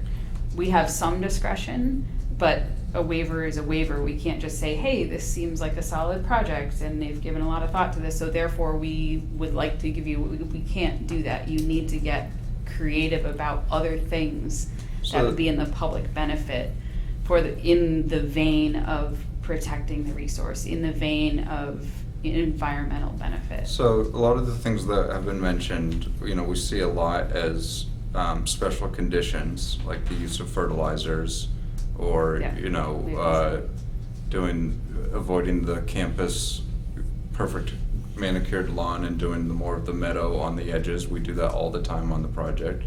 But from what we've heard the last two hearings, frankly, if we come back, we could come back with a shopping list of those things, and I'm concerned that we're still gonna get the same answer, that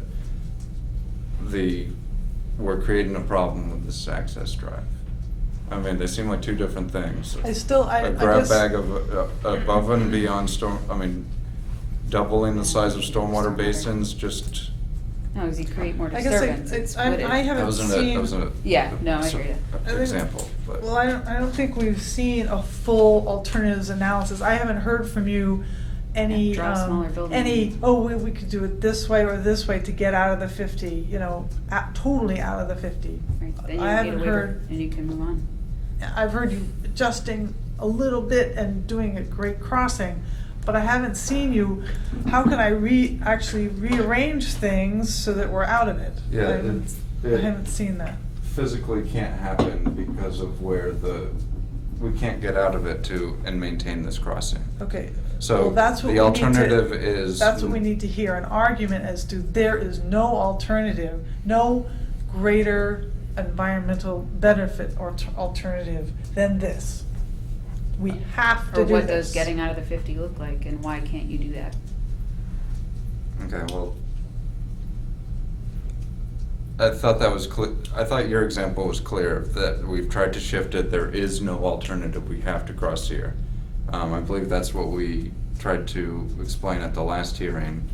That could be done further. As for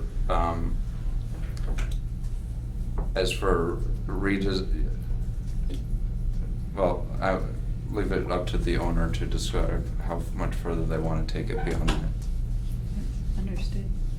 And I'm sorry if maybe I'm not recalling the extent to which you examined the alternatives, but I honestly don't remember anything beyond tweaking it a bit there.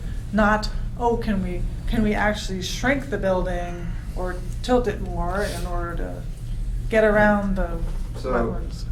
Property line is here, wetland goes to here. So we are going to be in this 50-foot no disturb regardless of where this comes through. So it is simply tweaking it and trying to change the square footage of buffer disturbance. And Do you have an overall Because I believe plan? everywhere else you've gotten out of the 50-foot, except for maybe one of the access to one of the basins. Everywhere else you've gotten out of the 50-foot. Yes, originally, we were in this extensively over here, you know, we've shifted the crossing, so it's completely out of this portion of the wetland and portions of the 50, so we have realigned it to bring it beyond the wetland and then also outside some of the portions of the 50. So And that's I think not your down- building. Down below Yeah, and but the- up above, you would change some of the basins in there to get out of 50, yes, early on. we do have a full site plan. Yeah, and in January, I don't know, if you may have not been here at that meeting, I'm not sure, but we did come, and have some alternatives. We discussed Okay. those. I'm not sure if you were at the last meeting. So I January, didn't color bring coded kind cop- of plan, and had a bunch of colors and, Right, but isn't Well, isn't that the one was like a alternatives analysis 5,000, it was- really no. why the crossing? Right. You gotta get past that one before you. Sarah, we had done a expanded alternatives analysis with the summary tables and various exhibits. Okay. Right, and the question at that point was, why can't you get out of the 50? It was why can't you divide, have Why do two you need the separate. crossing? Or like talk to instead the of a planning board whole about loop. what else you can do, like what else can you do? We, in order for us to give you a waiver, there needs to be a basis for it. I mean, I'm trying to help you with this. We don't have a basis for a waiver. And am I correct that your argument basically for this size project, it is a safety hazard if you do not have the internal circulation because of what it does to the roads? Correct. And the only So way. the question Make a is. smaller project. Smaller project, yeah. Is there a magic square footage or ADT where the You Taylor don't have is to not have- overcome without the crossing? Right, because Without the internal from a circulation. resource standpoint, the project's not required. Okay. We understand.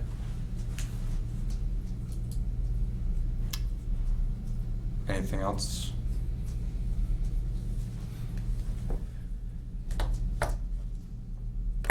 No?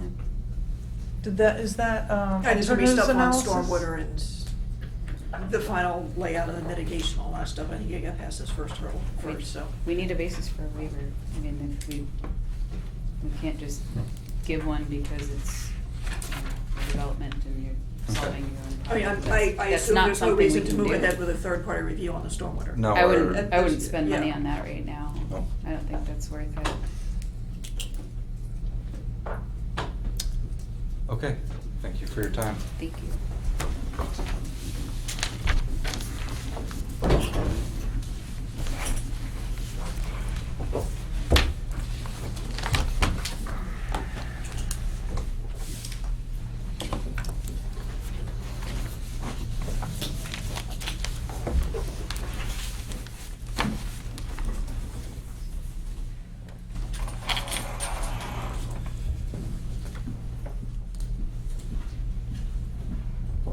So basically what you're telling them, so they can't build it. Is that what you're saying? No, they can build it if they need the waiver. We can't grant a waiver for, whatever, the hearing's over, we should not discuss this. Next. Next. Do we need to wait for Carl so we have a quorum? Oh, we have a quorum. Oh, we do? Quorum? Okay. Yeah. Land, want to go back to this discussion program. Land use permit change, Tophet Chasm, October 20. That's just a, Park and Rec. that's a change, we can discuss that later. It's just a change of date. Okay. Agricultural group representation, 2 positions, I thought. 2. It's you and I right now. Yeah. Or, was I one? I think you were the alternate. Yeah, I was the alternate. But we Okay. couldn't have an alternate. we found out. Oh, Right. so did that need confirmation, or is? I think, I- I don't know. I went down and got sworn in again back in, I don't know, April or February. Seems as though there was some Alright, so sort, it should some be- sort yeah. of a mix-up down in the, I think they just need clarification On the or clerk's office? confirmation. yeah. Yeah. I'm just throwing words out, it's so I- late. I- Close enough. I can't do math on a quorum, it's all good. We should end. The goal setting Uh, was sprung on me. Apparently, an email went around in early May to 70% of the department heads. I'm a department head. I'm department. I'm the, And you're the employee. And the rest of us didn't get it until there was a meeting that I didn't even know about. Until Margie come to me, I'm like, what meeting? So this is sprung on us, and I don't know if there's much that you feel you can do in one night, because they wanted it today. Oh, they wanted it today. I thought I was that like, it's, well, that's isn't it not part of the master plan? Well, this is the Board of Selectmen every year do their goal setting Yes, for the they do. year. They will refer to the master plan or the open space plan Right. for backup on it. So, I mean, sorry, So so there- this listing is what they came up with? No, this is what I just made up. Oh. I just like threw up on a piece of paper, all sorts of ideas. I see. So if proportionately, how many goals did you actually have? About 50% of what you got on this page? One. Well, I Wait, these are your goals? realistically, this is everything I could think of that. The department, yeah. And actually, it's not even close to everything I could think of. There's tons of stuff that's not being done, and Yeah. that maybe you would want to set as a goal. how much would you be happy with it? I mean, I can see the mowings, I can see the parking lots, signage, improvement, Wait, is that all under cemetery? No, cemetery goes with coordination with LCT, LCC. Oh, that's- Oh, yeah. I thought that too, And then Anna. cemetery, Okay. it just didn't. Yep. Okay. Word hijacked the, Yeah. the indent. All right, so really, it's under open space improvements? Yeah, it's under open space. Signage, pergola, So, I mean, a lot of this is stuff that kind of gets worked on. I almost think that maybe the coordination piece, you know, what the heck is going on with the open space committee? Should I be more involved with that? There seems to be a lot of things going on.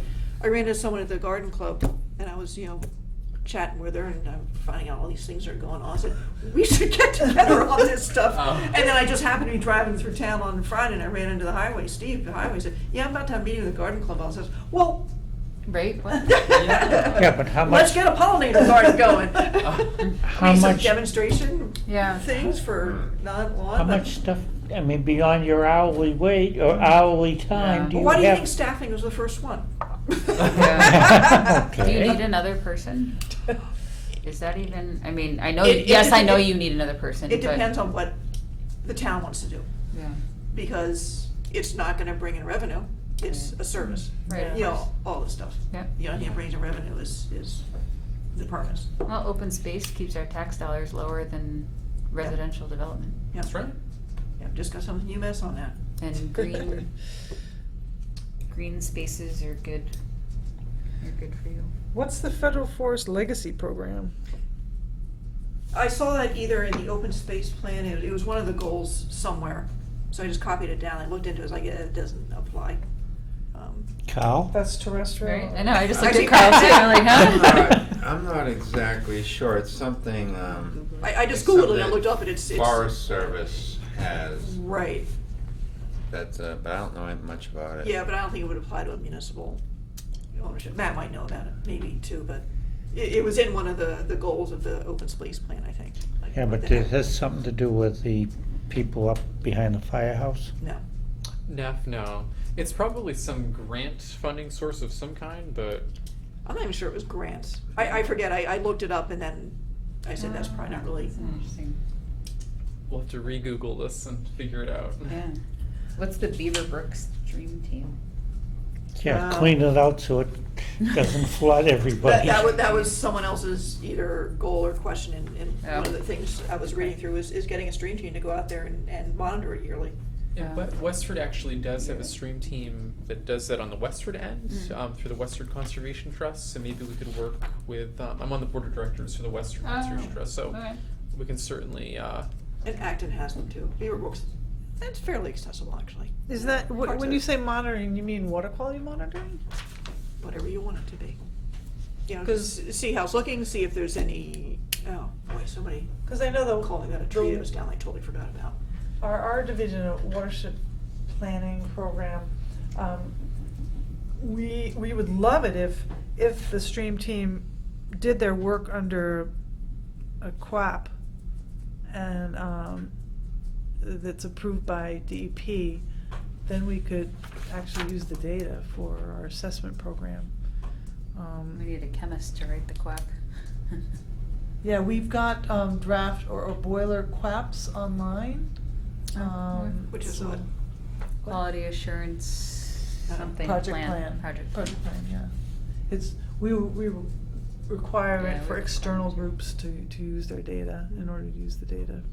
Basically it means you I'm collected not it sure there's actually properly. any testing involved in this, because that means money. It does mean money, yep. So it's, Well, it'd be, like, you could, yeah, it would mean money. If you did a continuous dissolved oxygen temperature probe, that's something that's easy maintenance, kind of. You have to calibrate it, but you just plop it in there and make Yeah. sure that it's submerged Multimeter.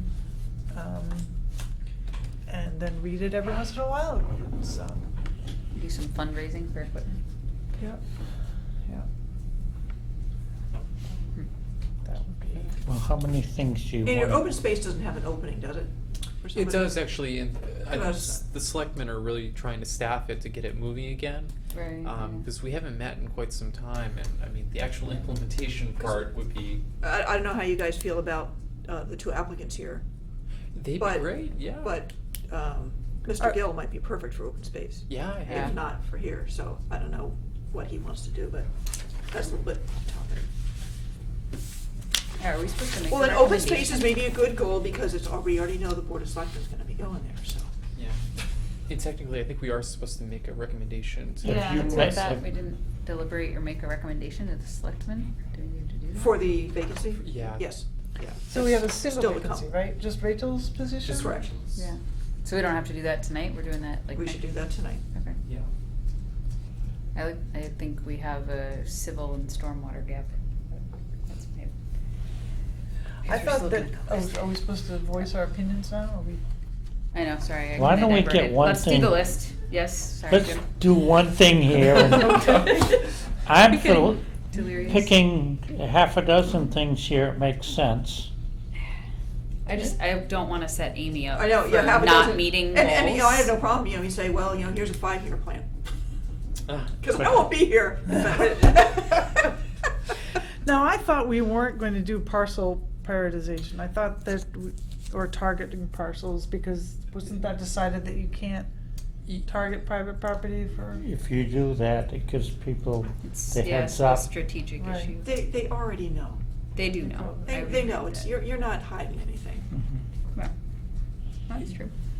But it makes it, if you have called out parcels in your open space plan going forward, it makes it a lot easier going for a grant to acquire that land whenever it becomes available. Or if you don't want to do parcel prioritization, is coming up with some sort of rubric. And yes, I do have that one, we Yeah. should probably revisit that, maybe at the next meeting, that would kind of like grade a property, like if it meets certain criteria, we could give it a score to see if it qualifies. But I would assume that was something you'd want to do in coordination with open space and maybe LCT. Absolutely, and LCD does have a copy of that, and I think they were gonna revisit it at the last meeting, cause Dawn just actually emailed me about it last month, I think. But, yeah, so once the open space committee is up and running again, that's certainly something. So maybe it could be something a little vague, like open space parcel evaluation. Yeah. And whether or not that turns into be prioritization or rubric, you know, Yeah. but Okay. it's. alright. Sounds good. Okay. Oh my God, what did I just say? Did you say open space? Parcel identification or, yeah, evaluation, thank you. Evaluation. Yeah. There you go, you got one. Okay. Funding, if you were gonna buy a piece, we do have some. Yeah, and I think, that's of course is on everyone's goal, but Finding we funding. there is money in CPC, about 350,000 or whatever it is. There's money in Oak Hill, and I wasn't able to find out. I think it's maybe 100,000 or 200,000 in there, and then that's it, I think. Now, what can we do about funding? There really isn't. You chase grants when they come available. So I'm not sure if that's. So grant writing, do we need anything for grant writing? Like, do we have a grant writer? Dawn and Rick. Yeah, Dawn and Rick. whoever's Oh, busy. LCT. Well, Sarah's written grants before. She wrote Yeah, one and to since acquire I've been here, I've Mars been and working with Orchard. John and Rick on writing the grants, but I don't know if there's necessarily a goal. Depends what it is at the time. Yeah.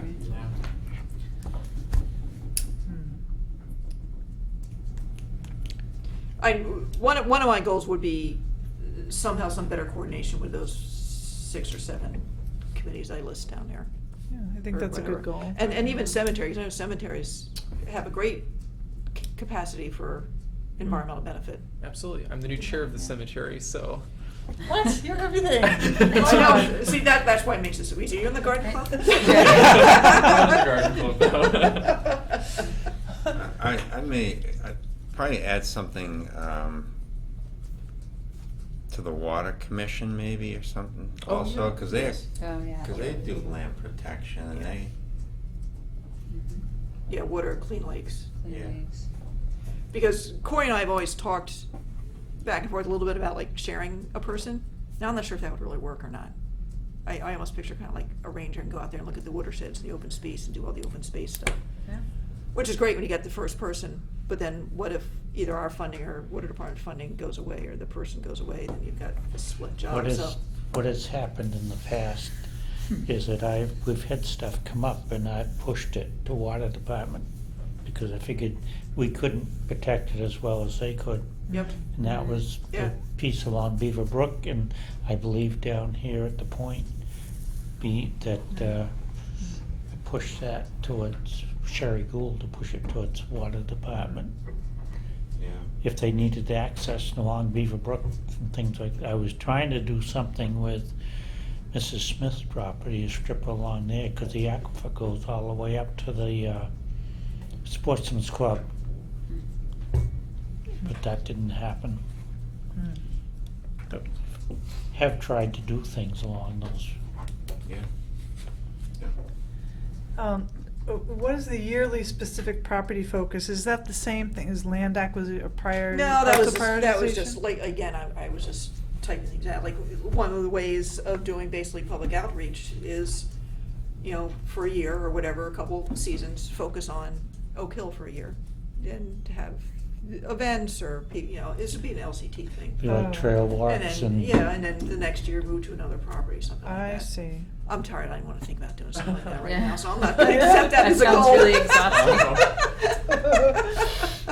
I think the trust has been covering that goal pretty well lately. I mean, Yeah. there's been a lot of walks, and we had that annual Hidden Treasures event that highlights a specific property. What Not about this the year, though. Williams property as far as, that's a new piece of property that's getting opened That's up. that's on the list for, a parking lot and kiosk and swing sign and all that sort of stuff, and they have had walks. Is that list? LCT is amazing. Right. The town is screwed if those guys have had Yeah. it. Yes. And there's nobody in town hall that can fill in that gap. Rick's getting a little fed up with all this stuff, and Yeah. he's doing a lot. Yeah. And they've had some people step in, and Scott Lewis and Dustin Neal and stuff are, and probably people I don't even know, but Yeah, and it seems like the town should be doing more. Yeah. And Rick and Jim, I mean, they're retirement age and they're, if they're not around, it's gonna be. Well, it's like anything with, leadership transition, Yeah. Yeah. And the town would not be in a position, we can't, well, we'd have to struggle to suddenly hire someone to take that position if that falls through. Mhm. And right now, we're not set up for it at all. Yeah, we're very lucky to have them. Extremely lucky, yeah. Well, So I do we would communicate that better with the selectmen? Say, listen, we have an To me, aging. to me, that kind of comes up with the staffing piece of it. Yeah. Well, what do you want conservation to be? I think we need to start, well, not start, because I'm sure you are, but maybe like the rest of us also, we need to I really- haven't been, because I'm not a municipal person, I don't, Yeah. what politics and stuff go into this, because I don't think it's gonna happen for the fall. But for next budget, next spring, next budget, Yeah. it might be worth considering. I think it's honestly, I think it's a reality thing, and I think that earlier it starts getting communicated, like, I think you need to, I don't think it needs to be a politic thing, although I suppose everything is a municipal It's gonna government, be, but, yeah. It's gonna be a budget, it's a budget. I know it's a So budget thing, yeah. But, I guess, do we have, this goal setting, so I feel like we've covered some of these things because LCT does them, we've covered these things because you're coordinating with LCT and they're just doing these things. Yeah. But the reality is, the town And I is- think the invasive control is probably a pretty good example of that, because that is very on good example. the master plan, the goals from last year is invasive species, so. Yep.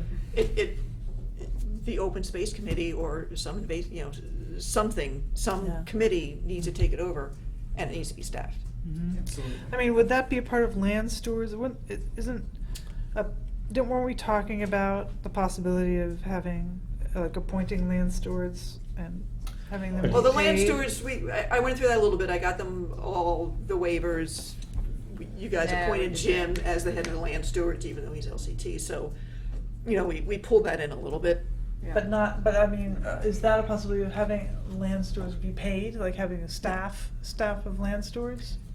I think, and I'd have to check with a lot of other towns to see what's going on. Land stewards usually are volunteer. Right. But often run by A staff person. Conservation Commission or the Open Space Commission, or something like that. What are other towns doing, like, what is Acton doing to cover the stuff that LCT covers? They have, Like Westford. they have, it's mostly Bettina, they have a part-time person who's almost 100% land stewardship type stuff. And then Tom Tidman, who's the director of the Natural Resources, also manages a lot of the workers. So he's got trucks and backhoes and all that stuff, and he's got labor. Yeah.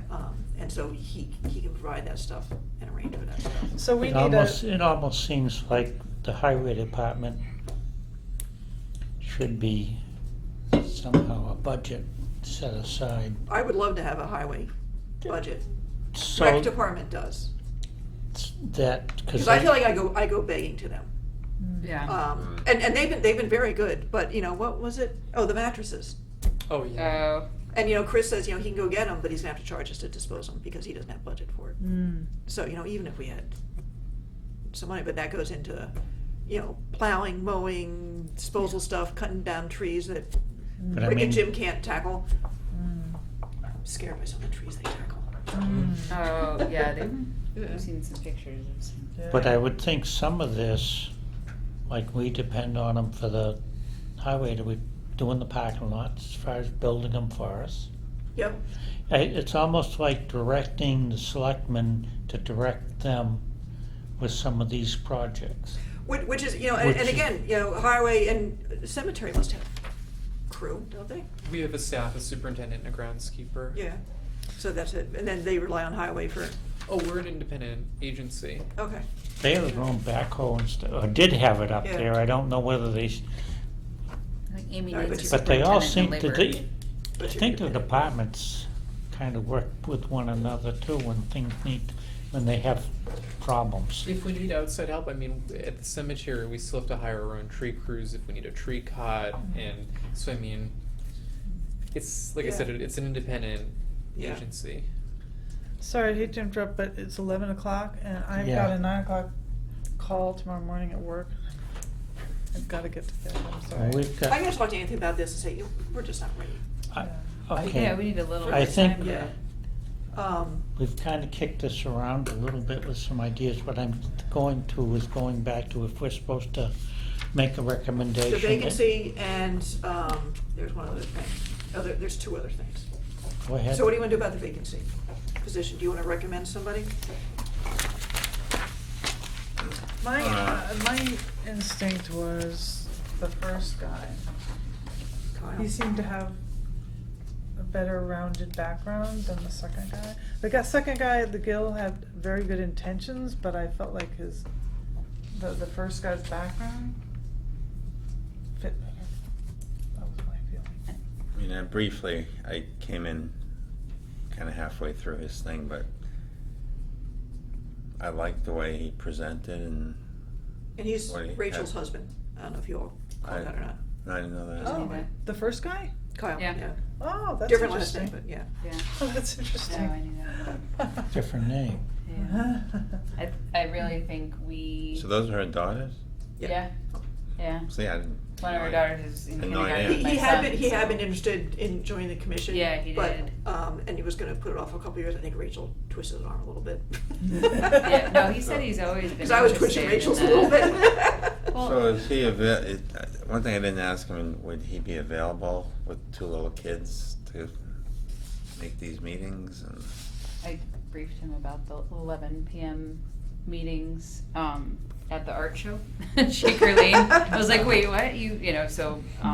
He knows full well because Rachel's been. Yeah, he knows exactly the, you know, and I guess my thought is, I think we could really use more expertise in this from a stormwater standpoint, because I know stormwater, but most of my stormwater was industrial stormwater, Yeah. not construction stormwater. I agree. I think that would really complement, and the practical application of civil engineering. Yeah, I agree. I feel as though his skill set is very complementary to, you know, and I kind of got the feeling that Gill perhaps had some really lofty goals that were beyond conservation. Well, also, he he had- seemed Which might be good for the open space committee. Yeah. And No, his- I mean His only direct experience with the wetland regs was Right. his own property. His own property. Which is not Yeah. very much. No. I'm sorry. It's So I think But we not too unusual on the conservation commission.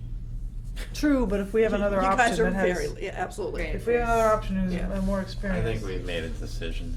Yeah. Your thoughts, Jim? Does somebody want to make a motion as to who you want to have a recommendation sent down to the I select? recommend Matt. Oh, Kyle. Oh, yeah. I know. Quick, No. If we vote, it's so. He shows up at the meeting. He does show up, I know, exactly, he shows up, so. But he doesn't want to take the responsibility of voting on something. No, he I think can't it's make the time commitment that he wants to make. Like the But site again, he shows visits and reviewing. He feels that he would need to make even more Yeah. time. Personally, field he visits could, and he doesn't stuff. feel like he could slack off, not slack off, but, Yeah. That's but he's fine. not doing enough right now, so. So he's helping out, and he's helping out well. And he was very interested in this goal-setting stuff, too. Mm-hmm. Okay, somebody want to make a motion as to who you want to recommend to the selectmen? So I'll make a motion that we recommend Kyle Maxfield for the vacant position on the board. I'll second that. All those in favor? Aye. Okay. So there is also my reappointments that we could vote on to recommend. We did the CPC. You have We did another the one? CPC. Oh, to this board, because I'm up for reappointment too for this one. You are? Oh, do we have to do that? We don't have to Oh, vote no, for you. I make Yes, you do, a Carl. motion No, to no, you just recommend Andrew Samarco for reappointment to Conservation Second. Commission, like forever. All those in favor? Aye. Okay. Boy, thank you. I didn't know, are you on the list? We I actually mean, have to do that? Yeah, of course Yeah, we did do it last year for us. What about the position, the ag group? Is that all set, just so we know? I will circle back and say that you guys confirm that it's you and Andrew Okay. on there. We don't need to do that, we don't need to do that, skip that. I see The- we've, yeah, you're gonna have to move some This stuff. colored one? Because, Oh, there's two of them. One of them is for Deer Run and the other one is for Crestview. Oh, it's- So the yeah. color one is Crestview. oh, you're right. The Kinghorn, conservation restriction, That should be Ray pretty Lyon- near done. That's done. Ray Lyons and I did the baseline documentation report, which I had sent you as this awful thing. There's all sorts of pictures in it. Oh, my God. Does anybody want to read it? We got time now. It's I need to go almost back and all, look. I think I missed it. it's almost all pictures. Cool. So you can either sign a declaration of reliance and certification of record, Mr. Pickard, or you can wait if anybody wants to look at it. I have to sign a declaration of report accuracy, which I already did. I think we Go can on. rely on Amy. Absolutely. Do we need a motion? Um, Or can Jim just sign it? well, why don't we make a motion? What the hell? Yeah, I think you Make a should make a motion. motion. To accept the baseline documentation report?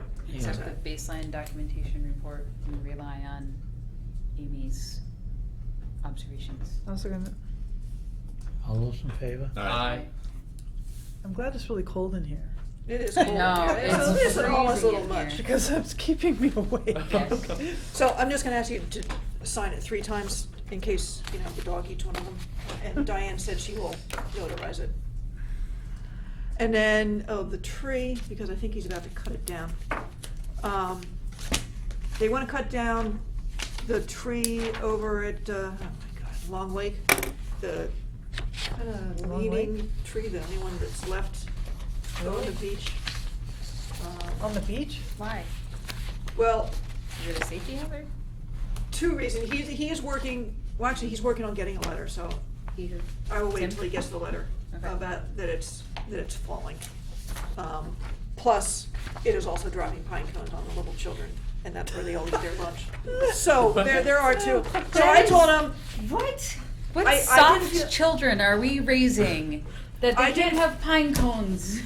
I told him I didn't feel comfortable saying go ahead and cut it down administratively, which I could. It's like 80 to 100 feet away from the wetland. Yeah. So we're gonna run a thing. What? Is it on That's- our property or Park and Rec That's property? the only. Well, it's in the buffer That's zone. offering Oh. shade to the only shade to those picnic benches. Oh, it's that Yeah, tree. it looks like it's about ready to It fall looks on the like it's about to shed. go. It does. And But it's they the would only plant tree. something else, but. It's the not only- that bad. I have trees that are much, although they're in the wood, The like Chaos the Weed wooded Meadow, buffer. Long Lake. Someone back into that? Littleton Electric Light and Water Department, wherever they are, agreed to do some mowing over at the Newtown Hill Community Garden, like around the edge of the fence. Oh, wonderful. I was like, kind of browbeat them into that. No, all right, I'll do it this year, but I'm not sure about next year. It's in your budget now. It's there forever. Well, how is it we have no? Oh, the certificate of compliance for 136 Mill Road, which is the woman who moved her wing from here to there. It's stable and has been done the way it's supposed to be done. Okay. So you have that thing for us? I have a certificate of compliance for that. Okay, I make a motion to issue a certificate of compliance for 136 Mill Road, 204-856. Second. All those in favor? Aye. There. And I feel like I'm missing something, like the kiosks can wait, the signs can wait, so. Here. What about this business here? What do you, He was gonna get a letter from an arborist saying it's unsafe, but he didn't have the letter, so we can kick that down Kick to the the next can. meeting. And the Reed Meadow Conservation Restriction needs to be redone. which one? The Reed Meadow, Oh, across from Very Fine, sort of, or next to Very Fine. It wasn't done to the boilerplate, and EEA won't accept it, so it's gonna be reformatted, re-signed. who is heading, is Sherry Gould on that one? The town council looked at it too, so I don't know. Oh, so we don't need to sign something? I don't think so.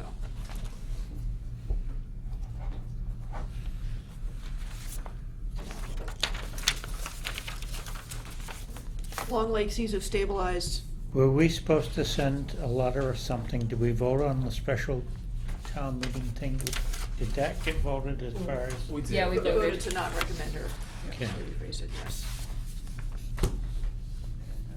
I make a motion to adjourn. Thank you. Second. All those in favor? Aye. Yes. Not-